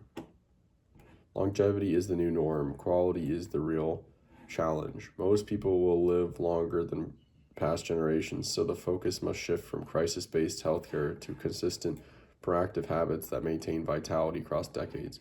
The nervous system's adaptability drives long-term health. A resilient, well-functioning nervous system helps the body adapt, heal, and stay balanced, making it the central mechanism for healthy aging.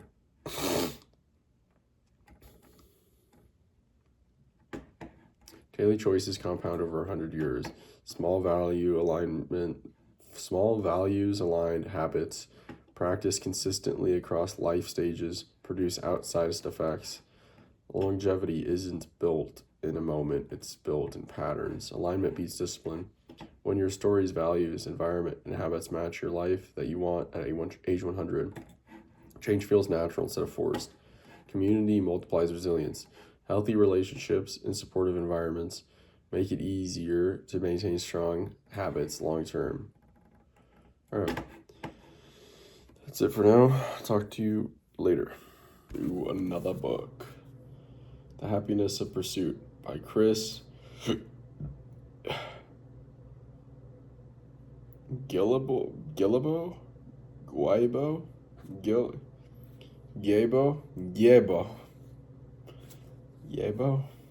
something like that.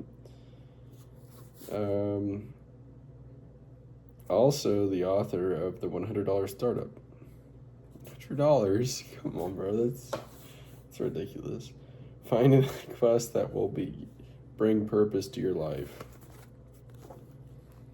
This book's kind of dirty, man. A remarkable book that will both guide and inspire. The Happiness of Pursuit reveals how anyone can bring meaning into his or her life by undertaking a quest. When he set out to visit all of the planet's countries by age 35, compulsive goal seeker Chris Gabo never imagined that his journey's biggest revelation would be how many people like himself exist, each pursuing a challenging quest. These quests are as diverse as humanity itself, involving exploration, the pursuit of athletic or artistic excellence, or battling against injustice and poverty. Everywhere that Chris visited, he found ordinary people working toward extraordinary goals, making daily down payments on their dreams. These questers included a suburban mom pursuing a wildly ambitious culinary project, a DJ producing the world's largest symphony, a young widower completing the tasks his wife would never accomplish, and scores of others writing themselves into the record books. The more Chris spoke with these strivers, the more he began to appreciate the direct link between questing and long term happiness, and he was compelled to complete a comprehensive study of the phenomenon. In the happiness of pursuit, he draws on interviews with hundreds of questers, revealing their secret motivations, their selection criteria, the role played by friends and family, their tricks for solving logistics, and the importance of documentation. Equally fascinating is Chris's examination of questing's other side. What happens after the summit is climbed, the painting hung, the endurance record broken, and the at-risk community saved? A book that challenges each of us to take control, to make our lives be about something, while at the same time remaining clear-eyed about the commitment. The Happiness of Pursuit will inspire readers of every age and aspiration. It's a playbook for making your life count. All right, let's jump into it. Do.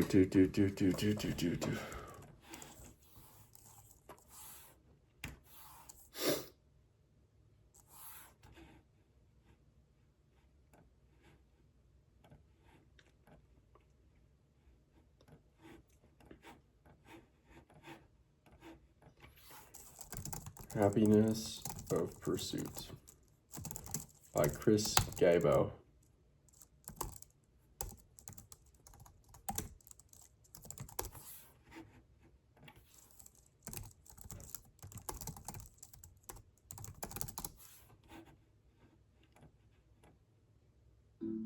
We are looking at how to pronounce this name. We'll be looking at how to say more confusing names as well. Come on, Chris Gabo. His surname is pronounced in the US as Guillebeau. Now, if it was French in France, it would be said as Guillebeau. But being American author Chris Guillebeau. Guillebeau. He said Gabo. Gibo. Chris Gibo.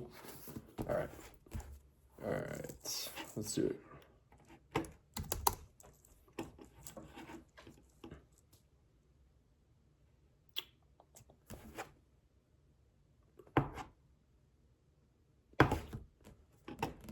All right. Here's a solid overview. Oh, what? Is this the right? No, we're not in the right, surely. Yeah, that was surely not the quiz master. That would be a total failure of prompting. All right. The Happiness of Pursuit focuses on the transformative power of quests, structured, self-directed challenges that add meaning, momentum, and identity to life. According to The Happiness of Pursuit, the defining value of a personal quest comes primarily from completing a challenging objective within a fixed timeline, following a sustained pursuit that creates purpose and direction, setting ambitious goals that improve external measures of success, choosing activities that maximize comfort and reduce uncertainty, following a sustained pursuit that creates purpose and direction.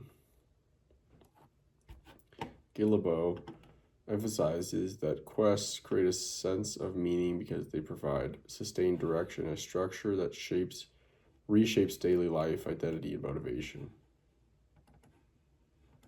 Transformation happens during the pursuit, not just at the finish line.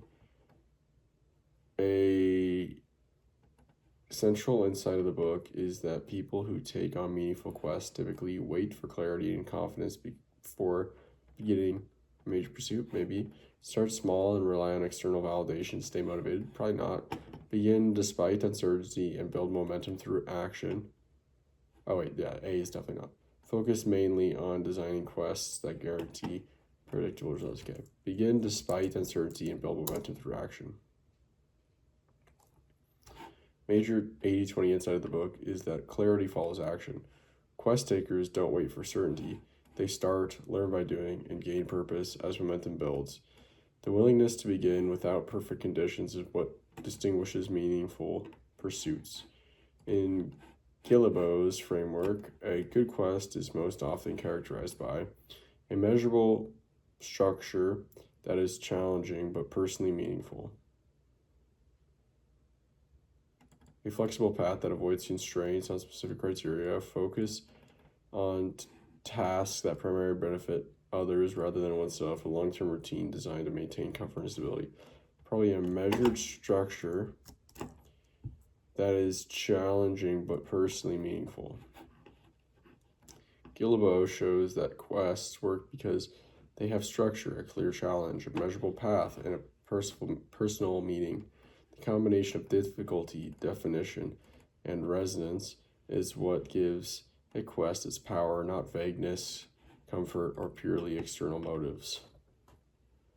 One of the book's core themes is that quests often change a person's life primarily by increasing access to resources, status, and external rewards, creating identity, shaping stories that reinforce personal growth. That sounds about right. Yeah. Oh, whoa. I guess I didn't read them all. What the hell? It's one of these not quites, but then it says it's right. Wow. That's because I think it's forward propagating, and then it realizes it made an error, but it already had output it out. So something like those lines. All right. A recurring lesson from quest takers in the book is that meaning increases when people choose goals that require broad social approval, pursue challenges that align with deeply held personal values. Yeah. Focus on outcomes that guarantee predictable emotional rewards. Select pursuits optimized for efficiency and speed. Pursue challenges that align with deeply held personal values.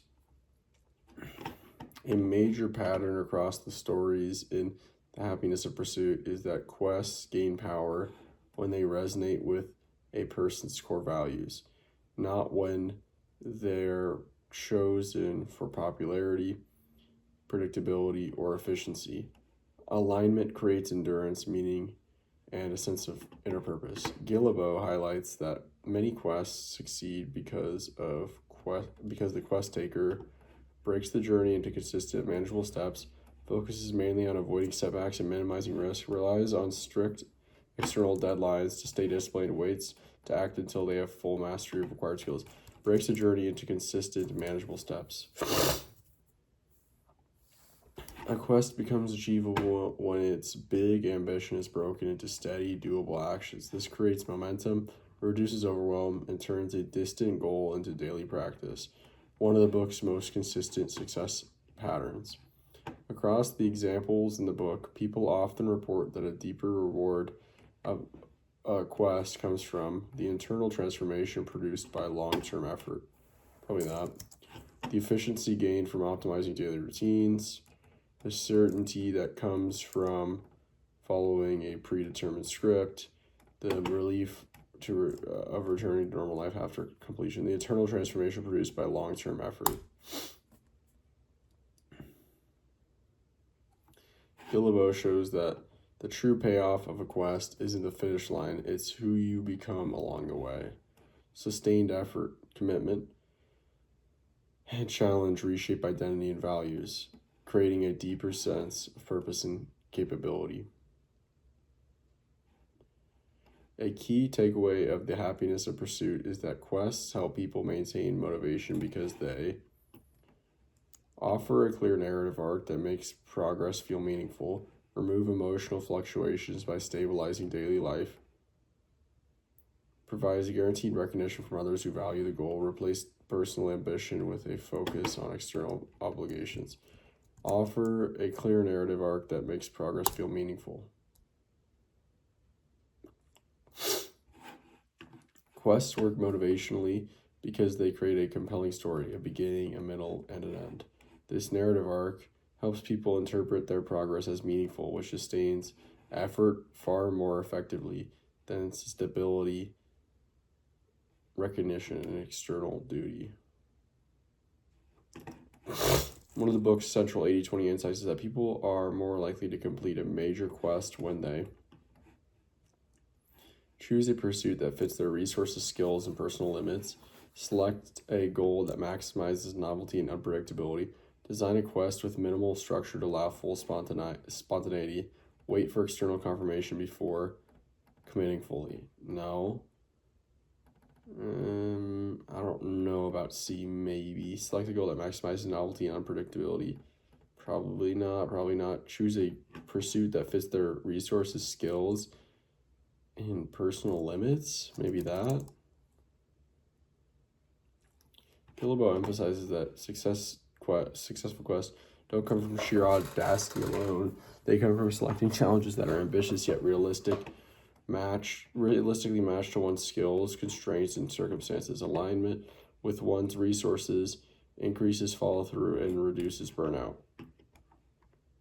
A major pattern among quest takers in the book is that committing to a quest often leads to a sharper sense of identity built through consistent action, a reduced desire to take risks in other areas of life, a stable, predictable routine with few emotional swings, a shift toward prioritizing external approval over inner purpose. Now it's going to be a sharper sense of identity through consistent action.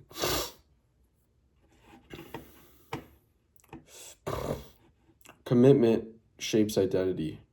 Gillibo shows that the simple act of choosing a quest and then showing up for it consistently reinforces a strong sense of self. The quest becomes part of who you are, not just something you're doing. All right, here's the 80-20 summary of the happiness of pursuit. The meaning comes from pursuit, not completion. Quests give life structure, momentum, and purpose because they demand long-term engagement. Action generates clarity.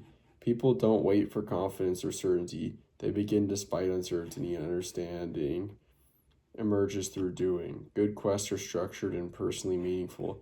They have clear rules, measurable boundaries, and emotional resonance. Transformation happens along the way.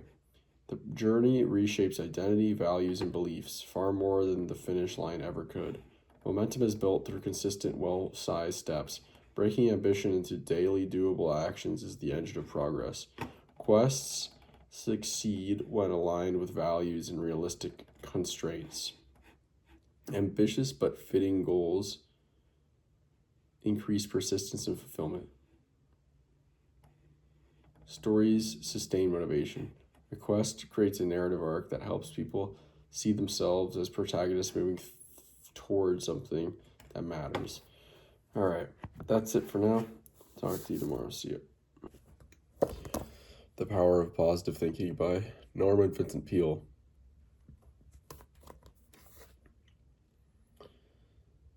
This book is written with the sole objective of helping the reader to achieve happiness, satisfying, and a worthwhile life.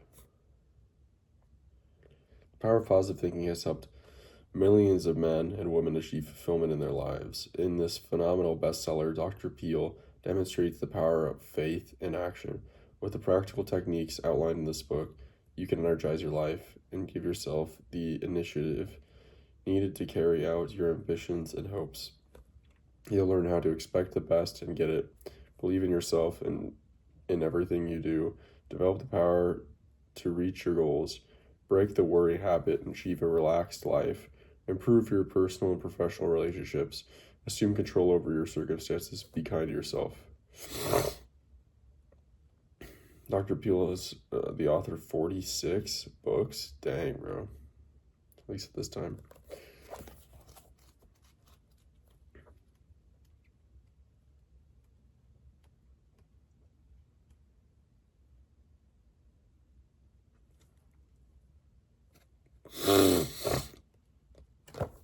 All right, let's do it.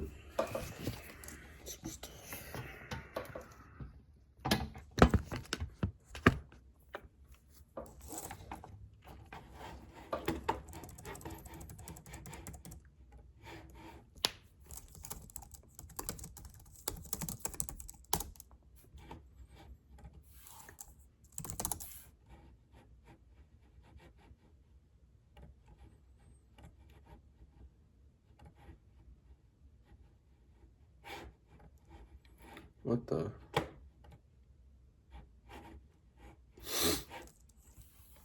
Alright, the power of positive thinking.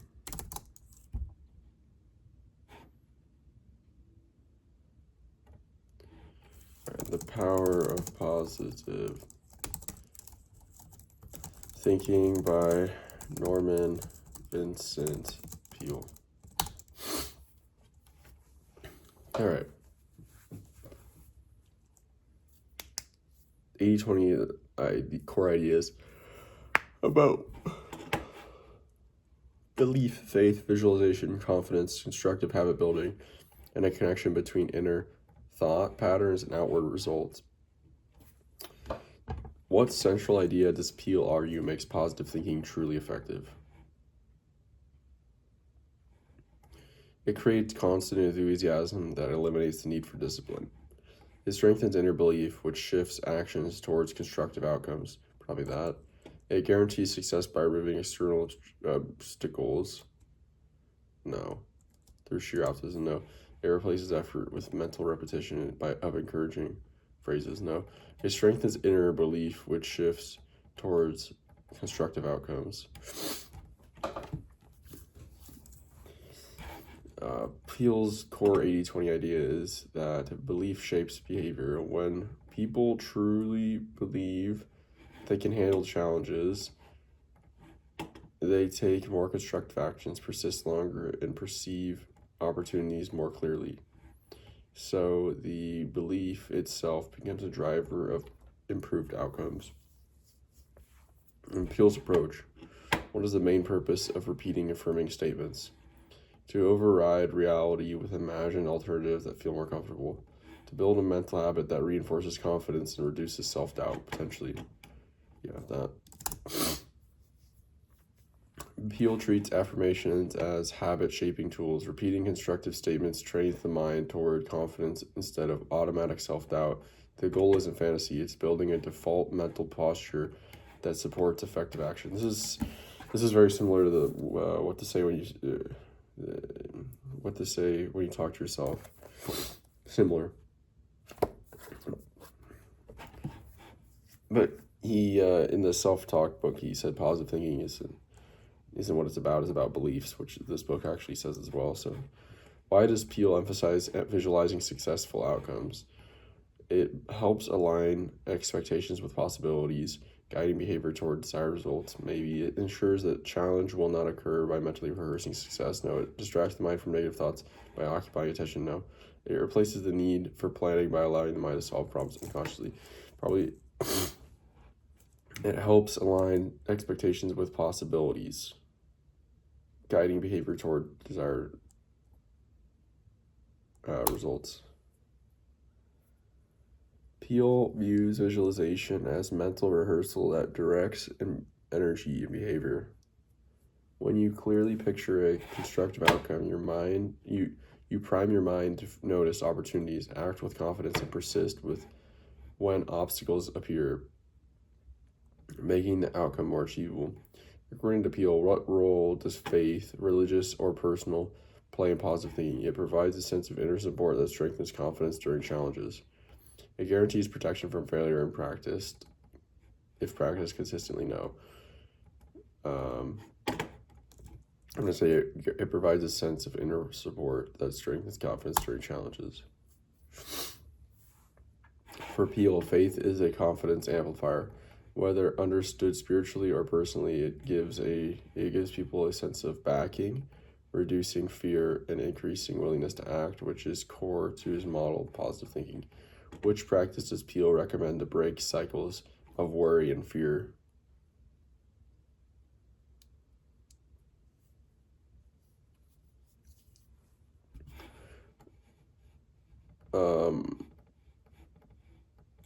Replacing anxious thought with deliberate calming statements. I'm going to say that.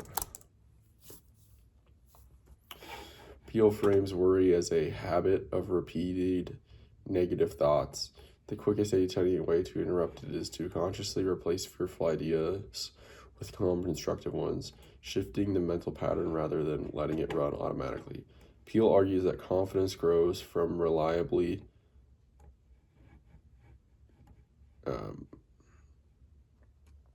Peel argues that confidence grows most reliably through which kind of action?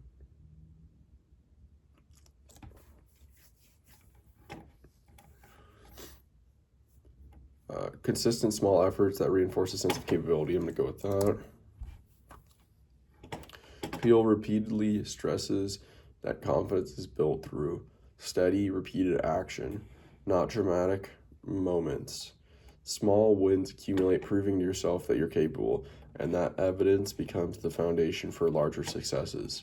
What does Peel identify as a major barrier to effective positive thinking?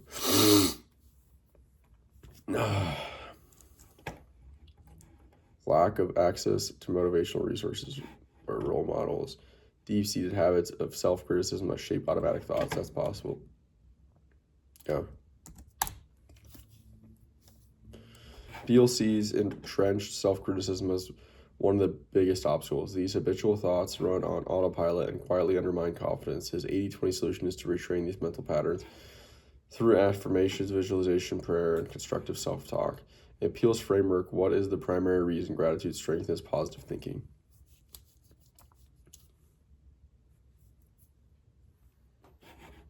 It shifts attention to what's going well, building a mindset of possibility. Yeah.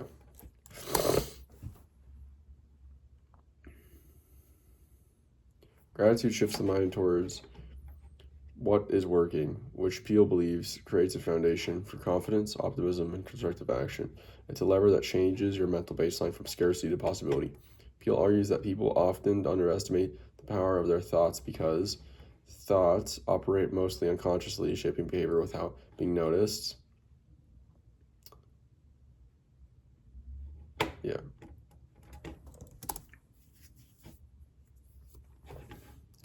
Peel emphasizes that thoughts quietly direct emotions, choices, and behavior, even when we're not fully aware of them. Because this influence happens in the background, people often underestimate how deeply their thinking patterns shape outcomes.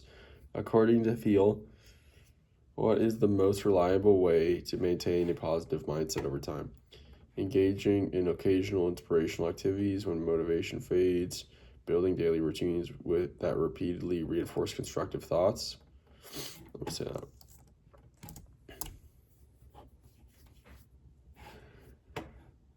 Positivity in practice, not a mood, or is a practice, not a mood. Daily routines, affirmations, prayer, visualization, constructive self-talk steadily condition the mind towards confidence and calm. Consistency beats intensity. All right, here's the 80-20. Belief drives behavior. When you genuinely believe you can handle challenges, you act with more confidence, persistence, and creativity, making success more likely. Thought patterns are habits. Your mind defaults to whatever it practices most. Negative thoughts become automatic unless replaced with constructive ones. Affirmations and visualizations retrain the mind. Repeating positive statements and picturing successful outcomes shifts your expectations and behaviors in subtle but powerful ways. Faith future functions as an inner support system. Whether spiritual or psychological, feeling supported reduces fear and strengthens initiative. Small wins build lasting confidence. Steady, repeated actions, not big inspirational moments, create real self-belief. Gratitude and constructive focus shape your mental baseline. Attention directed towards what's working increases resilience, optimism, and problem-solving energy. Daily practice matters more than occasional inspiration. Positivity is sustained through routine, mental conditioning, not one-time motivation.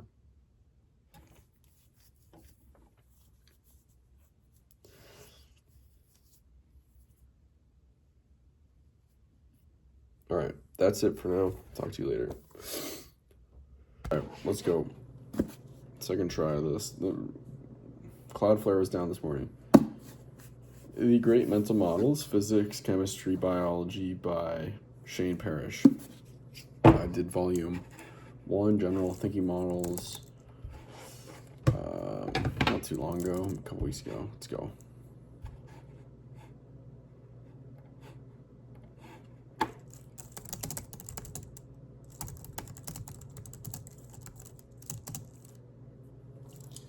Physics, chemistry, biology.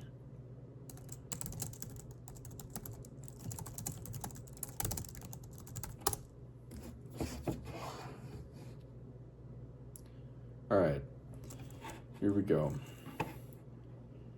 The Great Mental Models, Volume 2, Physics, Chemistry, and Biology is rich with cross-disciplinary principles.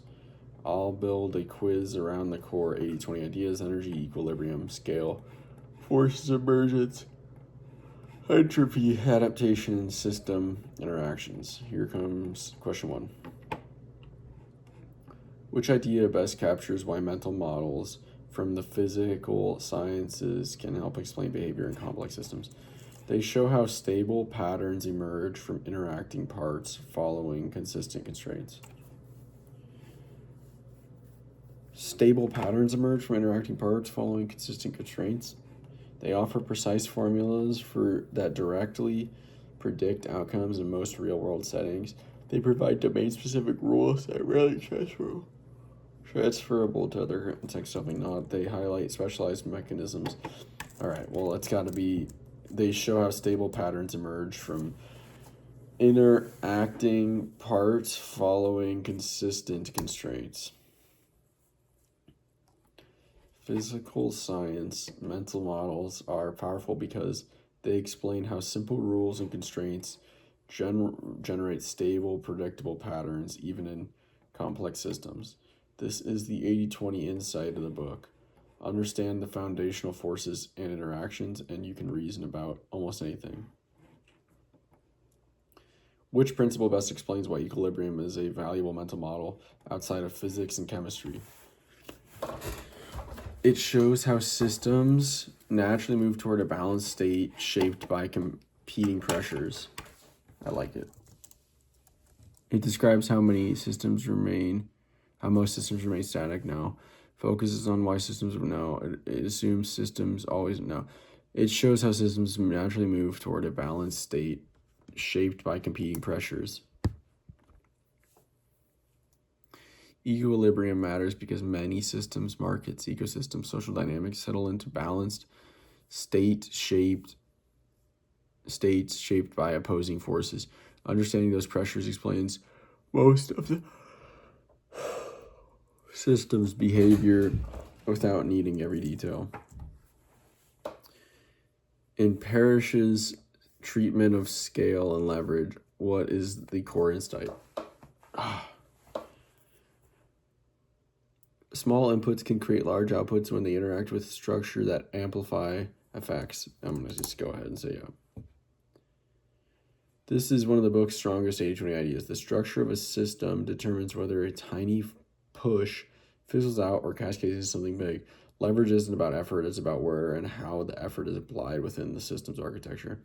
Which statement best captures the 80-20 essence of entropy as a mental model? Systems naturally tend towards disorder unless energy is used to maintain structure. There you go. Entropy is a foundational mental model because it explains why order is the expectation.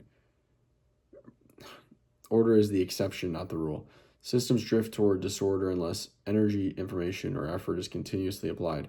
This helps explain why organizations decay, habits deteriorate, and strategies lose effectiveness over time. Which idea best represents the book's treatment of emergence?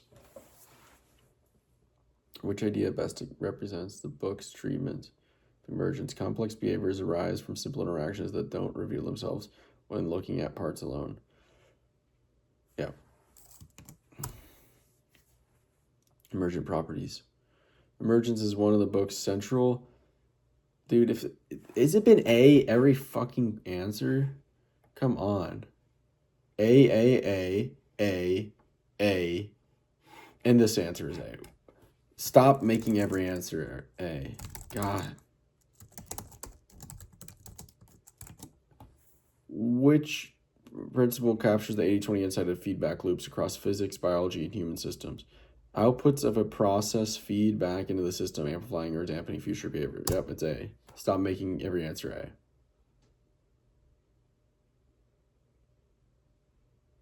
Okay, then it's B.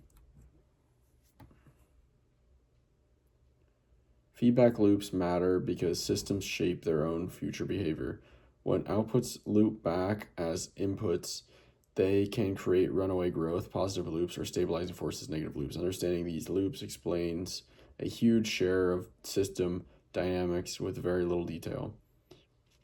What is the core 80/20 insight behind using inertia as a mental model? Systems resist change to their current trajectory unless acted on by sufficient force. A. Again, I don't want to see another answer be A.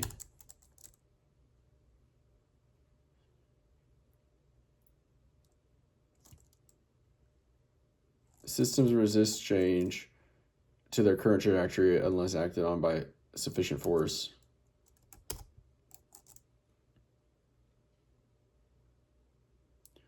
The power of inertia as a mental model is that momentum, whether it inhabits organizations, markets, or relationships, tend to persist. Change requires meaningful force, not wishful thinking. Understanding this explains why stopping is hard, and drifting continues unless interrupted. Which statement captures the 80/20 insight behind constraints as a mental model?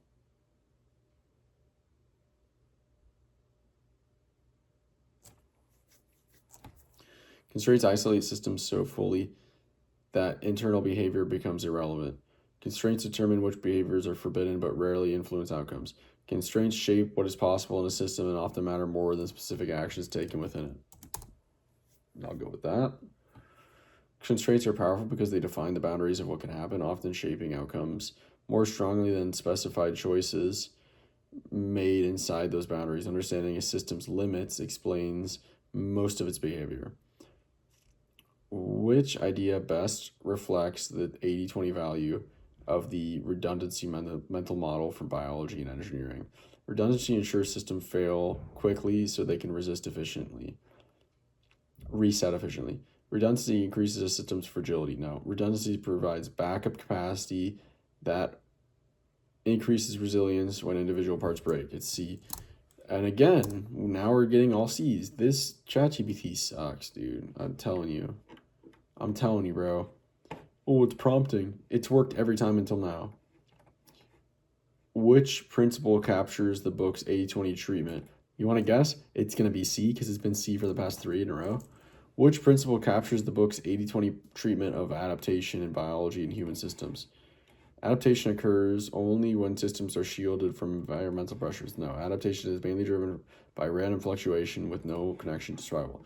Nope. Adaptation arises when systems adjust to feedback and pressure, improving their fit with the environment.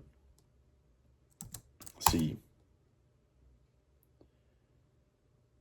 Adaptation is powerful because systems change in response to pressure, not at random. Feedback, variation, and selective pressures drive improvement, whether in evolution, learning, or organizations. Systems follow consistent forces. Understanding constraints, forces, and interactions give you leverage across domains, physics, chemistry, biology, and human behavior. Patterns emerge from simple rules.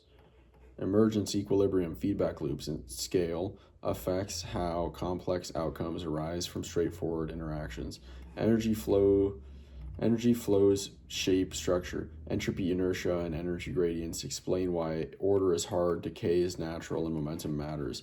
Structure determines leverage. Small inputs can cause large outputs when placed at the right point in a system's architecture. Resilience comes from redundancy and adaptation. Biological and engineered systems survive through backup pathways, variation, and pressure-driven improvement. Constraints define possibility. What a system can't do often matters more than what it can do. Limits shape outcomes. All right, that's it for today. Talk to you tomorrow. See ya. All right, new day, new book. The Renaissance Soul. How to Make Your Passions Your Life. Margaret Lobenstein. The Guide to Leading a Creative, Passionate, and Multifaceted Life. Big enough to embrace all your dreams. This is actually a very large book, 300 pages. It feels thick.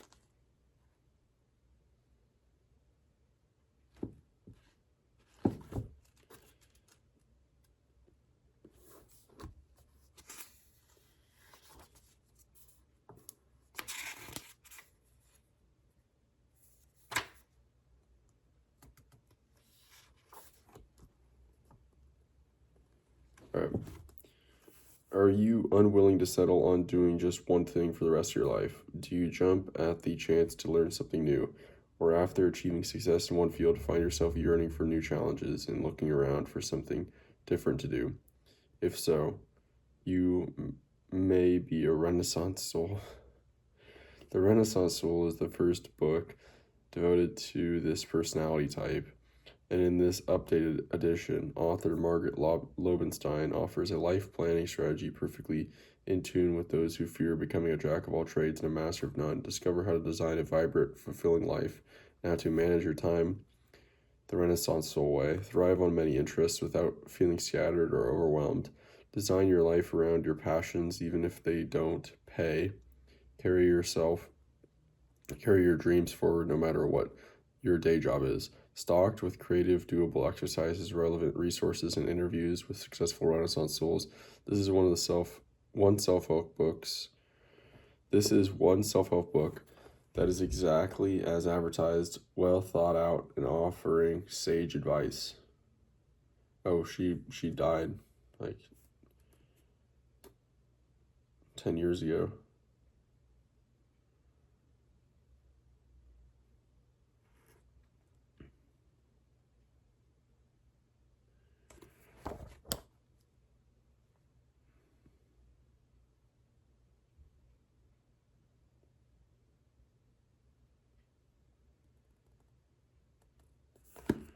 All right, let's do it.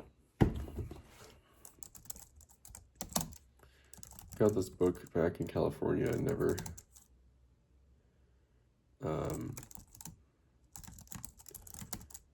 got to reading it. Margaret Lowenstein.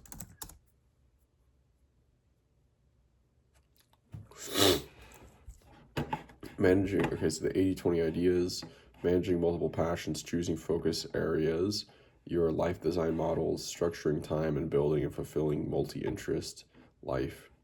According to the Renaissance Soul, what is the central challenge faced by people with many interests? Balancing several appealing paths without feeling pressured to specialize. Finding a single long-term goal that remains consistently motivating. Managing external criticism about choosing unconventional career routes. Central challenge, acquiring advanced expertise in every area that captures their interest or attention.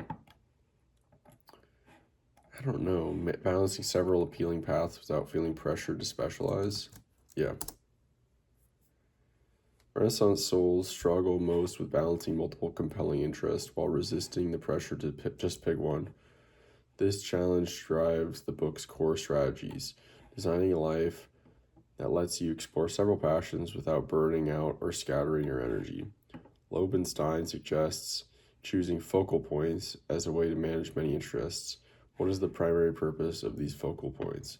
To limit choices by eliminating all but one long-term passion, to select a few interests to concentrate on for a defined period, maybe to rank all interests from most to least important permanently, no, to struggle or to commit to a single specialized career path for stability, no, to select a few interests to concentrate on for a defined period. I think I already do that. Focal points let Renaissance souls choose a small set of interests to emphasize for a while, reducing overwhelm without forcing lifelong decisions. It's a way to get traction down while keeping future possibilities open. One of the book's core 80-20 ideas is that Renaissance souls thrive by designing structures that support diverse interests. What is the key function of the creative scheduling approach? Allocating identical time blocks to every interest each week, sequencing different interests across flexible periods of time, reducing commitments until only one activity fits the schedule, planning fixed routines that remain unchanged for long stretches. No. Sequencing different interests across flexible periods of focus. Creative scheduling is about rotating or sequencing interests over time, giving each one real attention without trying to force them all into every week. This rhythm helps Renaissance souls stay energized while still making meaningful progress. Lobenstein argues that Renaissance souls often struggle with traditional career advice because it assumes people will naturally specialize in a single domain, potentially. It emphasizes developing broad expertise across unrelated fields, definitely not. It prioritizes freedom over structure and professional planning, definitely not. It discourages long term engagement in any one interest, definitely not. It assumes people will naturally specialize in a single domain. Traditional career advice is built on a one path, one specialty model, which clashes with the Renaissance soul's natural drive to explore multiple domains. The book reframes this as a strength rather than a flaw. The issue isn't the person, it's the model. A major 80-20 insight in the Renaissance soul is the value of good enough decisions. What's the main reason this idea is emphasized? It frees you from perfectionism so you can move forward with exploration, potentially. It encourages settling for options that require minimal effort. No. It ensures that long-term choices remain permanent and stable. No. It helps eliminate all but the most practical interest. No. It frees you from perfectionism so you can move forward with exploration. Good enough decisions help Renaissance souls avoid getting stuck in endless comparison and overthinking, which otherwise blocks momentum. By choosing a direction that's satisfying enough for now, you create movement, and movement creates clarity. Lobenstein describes the portfolio approach as a powerful model for Renaissance souls. What is its central benefit? Combining several small roles to support multiple interests at once. Guaranteeing steady specialization in a single primary field, ensuring that each interest receives equal time every week. Separating creative interests from income-generating work entirely, no. Combining several small roles to support multiple interests at once. A portfolio approach lets Renaissance souls design a life made of several complementary roles, each serving a different interest or energy.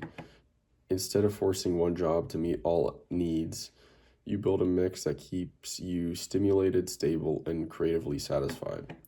A recurring message in the book is that Renaissance souls benefit from redefining success. According to Lobenstein, what is the most useful definition? Progress across a few meaningful interests rather than mastery of one. I hope that's not it. Mastery of multiple fields at the highest professional level, achieving long-term stability by choosing one lasting direction, completing every project connected to each personal interest. I guess progress across a few meaningful interests rather than mastery of one. Lobenstein reframes success for Renaissance souls as consistent movement in a few chosen areas, not achieving lifetime mastery of one topic. This perspective values growth, curiosity, and alignment over narrow specialization. A major theme is that Renaissance souls often feel overwhelmed by too many appealing possibilities. Which strategy best addresses this choice overload? Using structured filters to identify a small set of priorities for the moment, potentially eliminating all interests that don't promise immediate income, definitely not. Committing to each interest equally to avoid leaving any behind, no. Postponing action until all long-term goals are perfectly defined, no. It's got to be using structured filters to identify a small set of priorities for the moment. Choice overload eases when you apply simple filters like energy, excitement, practicality, or life context to temporarily narrow the field. This keeps your many passions intact while creating clarity about what to lean into right now. Lobenstein emphasizes the importance of self-permission for Renaissance souls. What is the main purpose of granting yourself this permission? Allowing yourself to pursue multiple paths without guilt or apology, potentially. Ensuring every interest eventually becomes a professional skill. Preventing yourself from shifting focus when new interests arise. Committing to long-term plans that cannot be revisited. Definitely not. Allowing yourself to pursue multiple paths without guilt or apology. Self-permission is about removing guilt, shame, and feeling of being wrong for wanting many things. This mindset shift allows Renaissance souls to engage their interests freely without apologizing for not being single-minded specialists. It's one of the book's deepest psychological unlocks. A core 80-20 insight is that Renaissance souls make the most progress when they choose projects that integrate their interest. Why is integration so effective? It channels multiple passions into a shared focus that builds momentum. Essentially, it prevents the need to transition between different activities and ensures each interest receives equal time and attention. It replaces the need for focal points or schedules entirely. Bro, I just realized all these answers have been A except for 2 of them. I'm getting pissed off by this. Integration works because it gathers several of your passions into a single project or theme, which creates more energy, more momentum, and fewer competing priorities. Instead of scattering your effort, you're aligning multiple motivations toward one coherent direction, a classic 80-20 win. Okay, here's this 80-20 summary, the Renaissance Soul. Key takeaways. You're not unfocused. You're built for multiple passions. Renaissance souls think in breadth, cycles, and curiosity. The issue isn't you, it's the single path model you were taught. Choose temporary focus, not forever focus. Use focal points. Using focal points, you select a few interests for now, reduce overwhelm, and still keep doors open. Cycle and sequence your passions. Through creative scheduling, you give interests time in a rotating pattern, so none must be abandoned. Build a life portfolio, not a single track. Mix roles, gigs, and creative work so your job or life structure supports multiple dimensions of you. Progress matters more than mastery. Success equals steady movement in a meaningful area, not becoming world-class in one thing. Use good enough decisions. Momentum beats perfect choices. Taking action creates clarity. Filter your many interests strategically. When overloaded, apply simple filters: energy, excitement, practicality, to pick a few to emphasize now. Permission is power. Release guilt about wanting many things to find your own path. Integration accelerates progress. Combining several passions into shared projects amplifies focus and fulfillment. All right. Give me a paragraph to add to your prompting to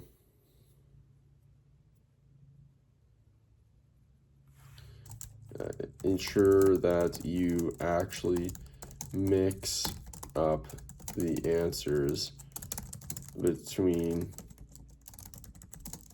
A through D, not just choosing 1 or 2, heavily favoring them.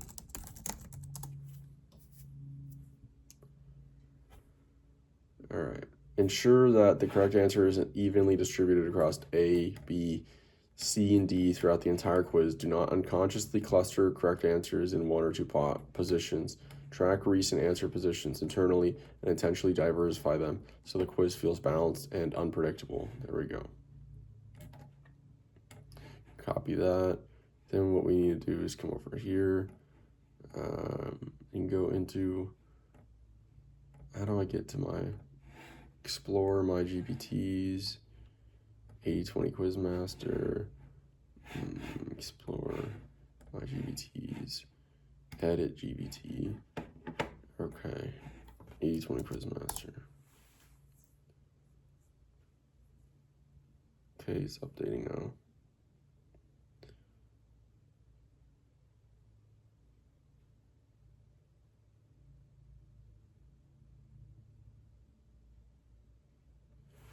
Behavior updated. The 80-20 Quizmaster now tracks recent correct answer positions internally and ensures even distribution across A, B, C, and D, creating balanced and unpredictable quizzes. There we go. Update.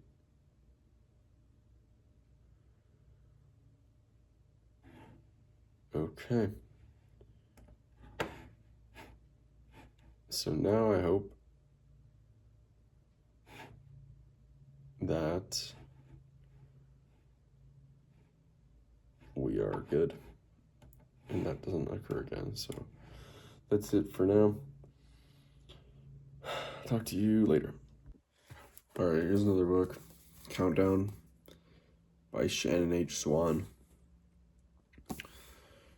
How our modern world is threatening sperm counts, altering male and female reproductive development, and imperiling the future of the human race.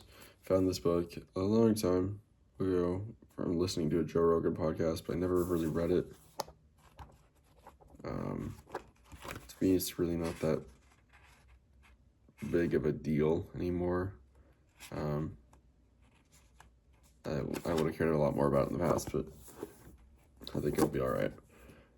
In the tradition of Silent Spring and the sixth extinction, an urgent, meticulously researched and groundbreaking book about the ways in which chemicals in the modern environment are changing human sexuality and endangering fertility on a vast scale, from renowned scientist Shannon Swan. In 2017, Swan and her team of researchers completed a major study. They found that over the previous 4 decades, sperm levels among men in Western countries had plummeted by more than 50%. Yeah, that's kind of bad. Sexual development is changing broadly for both men and women, and the modern world is on pace to become an infertile one. Chemical exposures are affecting our fertility, sexual development, and functionality, even perhaps gender identity and overall health. Not just an illuminating overview of a grave threat, but a helpful guide to protecting ourselves against it. Countdown is an urgent wake-up call, an enjoyable read, and a vital tool for understanding our future.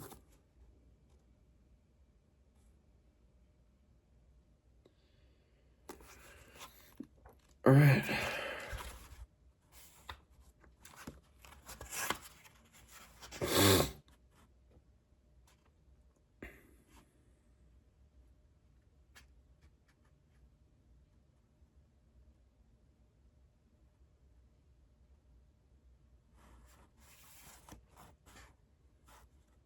Holy cow. Let's go.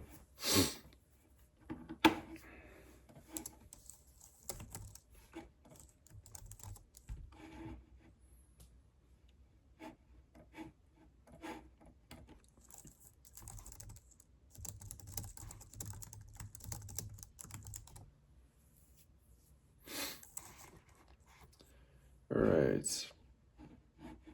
Core ideas: endocrine disrupting chemicals, EDCs, their mechanisms, global fertility decline, key exposure pathways, and broad public health implications. According to the central argument of Countdown, what most directly explains the long-term global decline in reproductive health? Broader access to medical interventions that change natural fertility patterns? No. Shifts in population demographics that affect family planning trends. Chronic exposure to endocrine disrupting chemicals that interfere with hormonal signaling. There you go.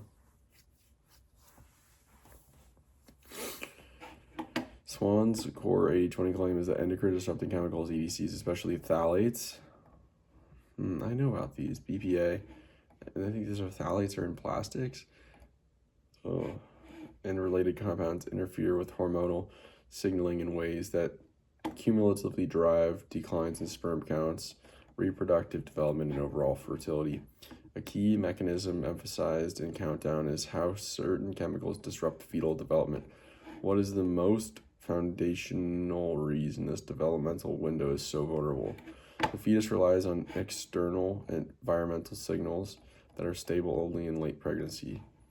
Hormonal signals are being laid down for life, so small disruptions can cause lasting structural changes. There you go. We learned a little bit about that neurodevelopment. The fetal pathway, or the fetal period, is the master switch setting stage. Hormonal systems that govern lifelong reproductive function are being programmed. Even tiny disruptions in this window can permanently alter development, which is why Swan highlights prenatal exposure as the most critical risk factor. One of Swan's major 80/20 insights is that EDC exposure is not primarily driven by rare catastrophic events, but by everyday contact. Which factor best captures this pattern? Occasional high dose exposure from industrial accidents. We literally just said no. Sporadic contamination events that affect limited geographic regions. No. Continuous low dose exposure from consumer products, packaging, and indoor environments. There you go.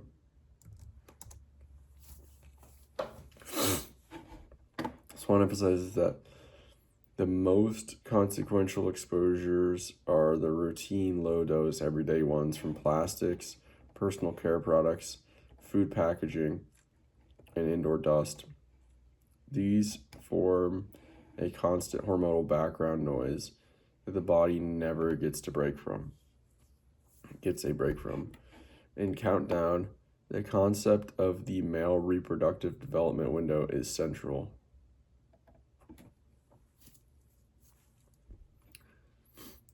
What key developmental outcome does Swan argue is most strongly influenced by exposure during this period? Adult hormone levels that fluctuate with long-term lifestyle factors? No. The structural formation of the male reproductive tract and related fertility markers, probably that. In the day.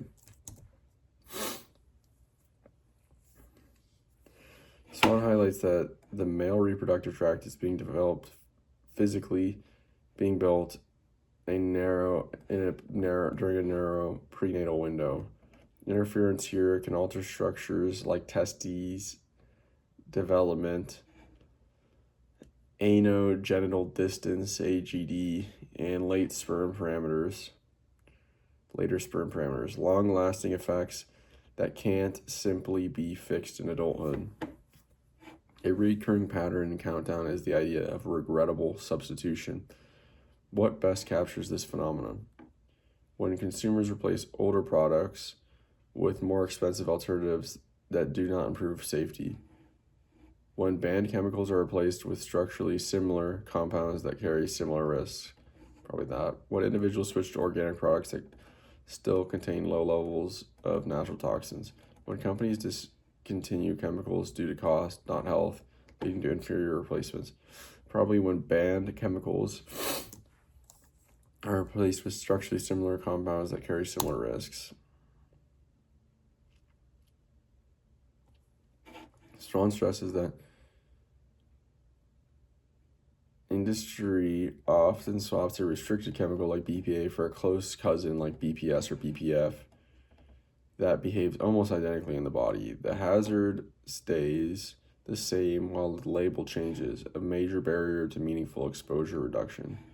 Swan argues that meaningful personal level reduction of EDC exposure relies on which practical principle? Reducing contact with plastics, fragrances, and heat-exposed packaging in everyday routines, probably that.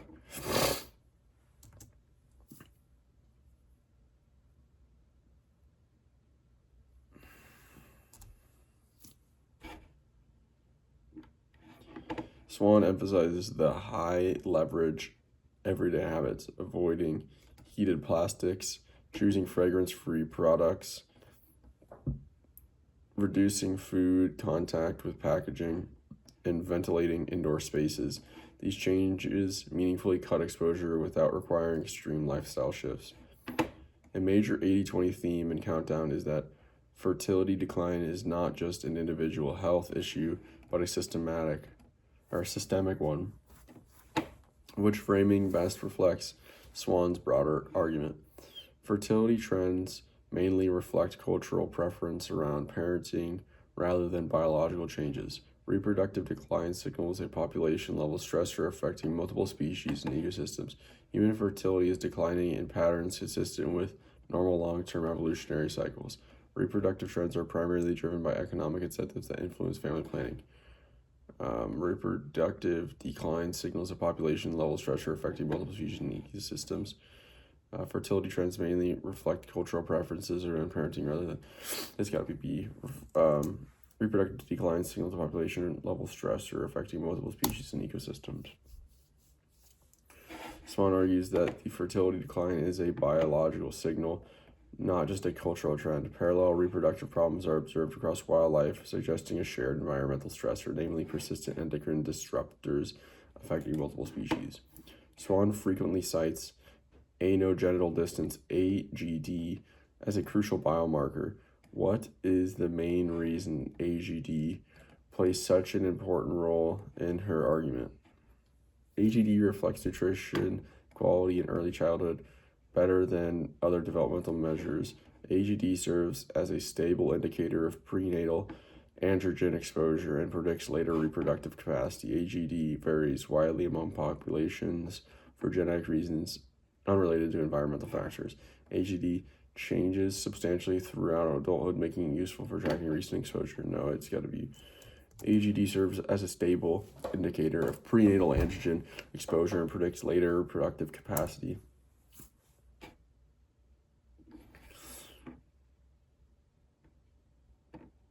Okay, that's everything. Here's the 80-20.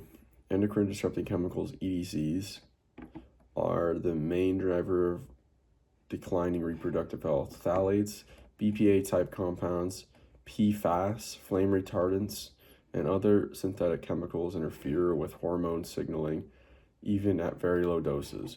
Timing matters more than dose. Prenatal exposure, especially during the male reproductive development window, can alter lifelong reproductive structure and function.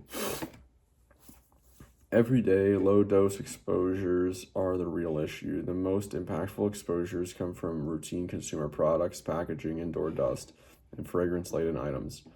Substitutions often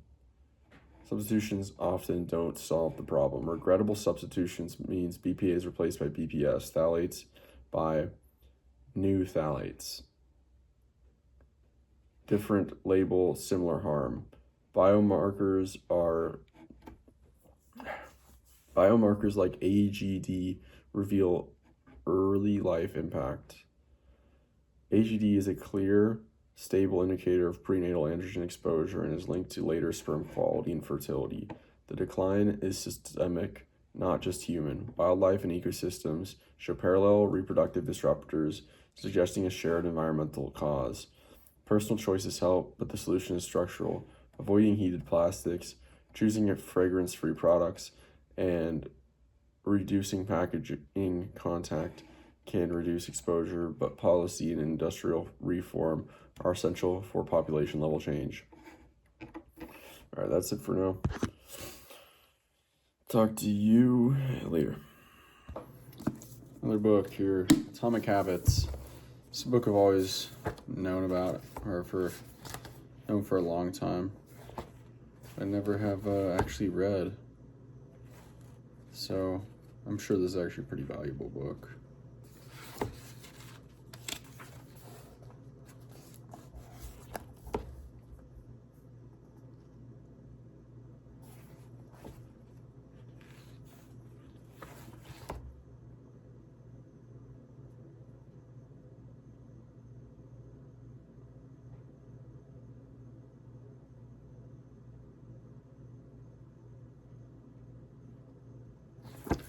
All right, what do we got? Tiny changes, remarkable results, an easy and proven way to build good habits and break bad ones. Packed with evidence-based self-improvement strategies, Atomic Habits will teach you how to design habits that work for you rather than against you. Let's do it.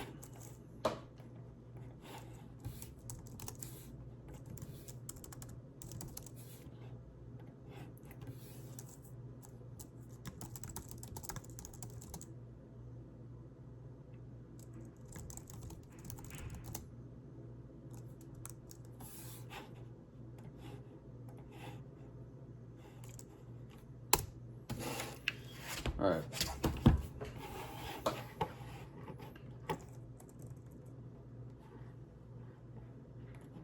According to Atomic Habits, what is the core reason identity-based habits are more effective than outcome-based habits? They focus on setting clear milestones that guide daily behavior. They align actions with a stable sense of who you believe yourself to be. That's gotta be it. Identity-based habits work because actions naturally flow from how you see yourself. When behavior aligns with identity, I'm the kind of person who, ... habits become self-reinforcing and require less willpower. This explains a large portion of why some habits stick while others fade. What is the primary 80-20 purpose of the cue in the habit loop? Cue, craving, response, reward, as described in Atomic Habits. To remind you of the long-term benefits of a habit, to signal a potential opportunity that your brain has learned to care about, to create motivation by highlighting what you haven't yet achieved, to regulate the amount of effort required to perform a behavior, to signal a potential opportunity that your brain has learned to care about. A cue is essentially your brain's notification system. It signals that a situation is associated with a potential reward, triggering the craving that drives behavior. Understanding cues explains a huge portion of how habits begin automatically.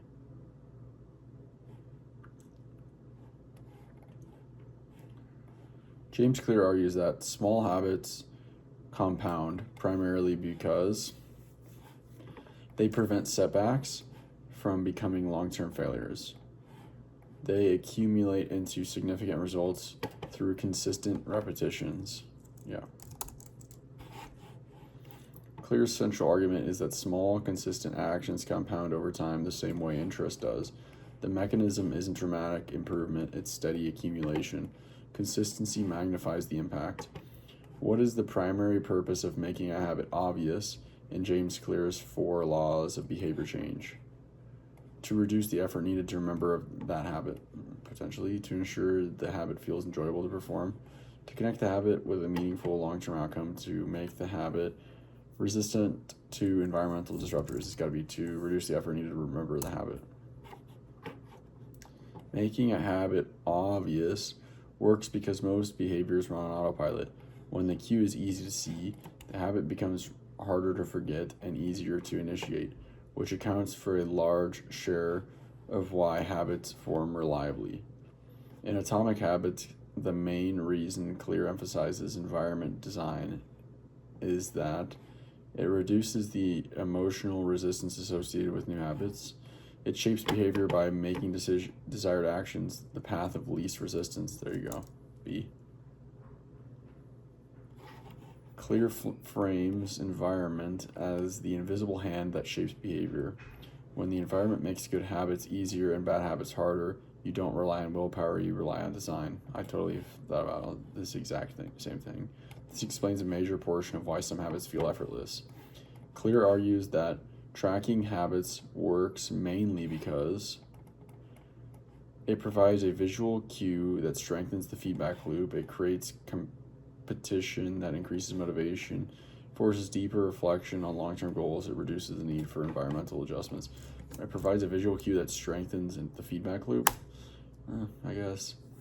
Habit tracking provides an immediate visual signal of progress. That visible streak becomes its own cue and reward, reinforcing the loop and making continuation more likely. The power isn't the data, it's the psychological momentum. According to Atomic Habits, what is the primary reason the plateau of latent potential frustrates people? Early efforts feel slow because results lag behind the work being done. That's gotta be it. Clear emphasizes that results often lag behind the effort invested. You're improving the underlying system, but the visible outcomes haven't caught up yet. This delay, the valley of disappointment, explains why many people quit right before the breakthrough. What is the central 80-20 insight behind Clear's statement that you do not rise to the level of your goals, you fail to the level of your systems?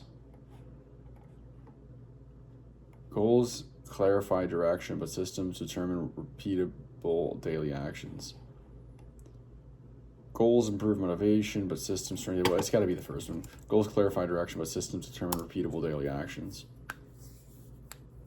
Clear's core point is that goals set your aim, but only systems shape the repeated behaviors that actually produce outcomes. Long-term results come from what you do consistently, not what you intend. What is the main reason Clear emphasizes reducing friction for good habits and increasing friction for bad ones? It strengthens motivation by creating clearer choices. It increases the emotional reward for completing a task. It shifts the default behavior by altering the ease of action. There you go. Clear argues that people tend to follow a path of least resistance. By lowering friction for good habits and raising it for bad ones, you change what feels default, which explains a large share of behavior change without relying on motivation. Which statement best captures the 80-20 purpose of rewards in the habit loop as explained in Atomic Habits? They reinforce identity by clarifying long-term personal values. No. They satisfy the craving that initiated the behavior in the first place, potentially. I think, yeah.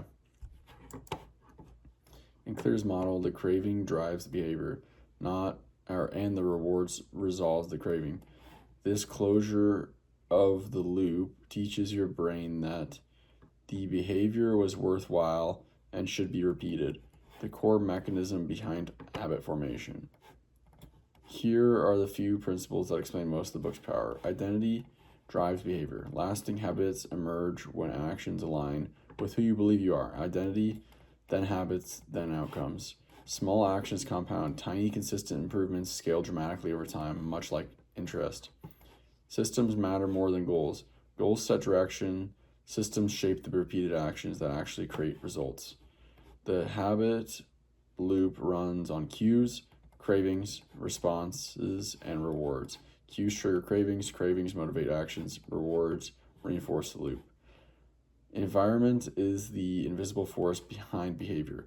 Make good habits obvious, attractive, easy, and satisfying, and design friction into bad ones.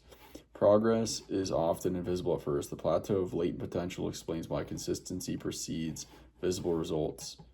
Consistency precedes visible results. That's pretty cool. That's it for today, though. Talk to you tomorrow. See you.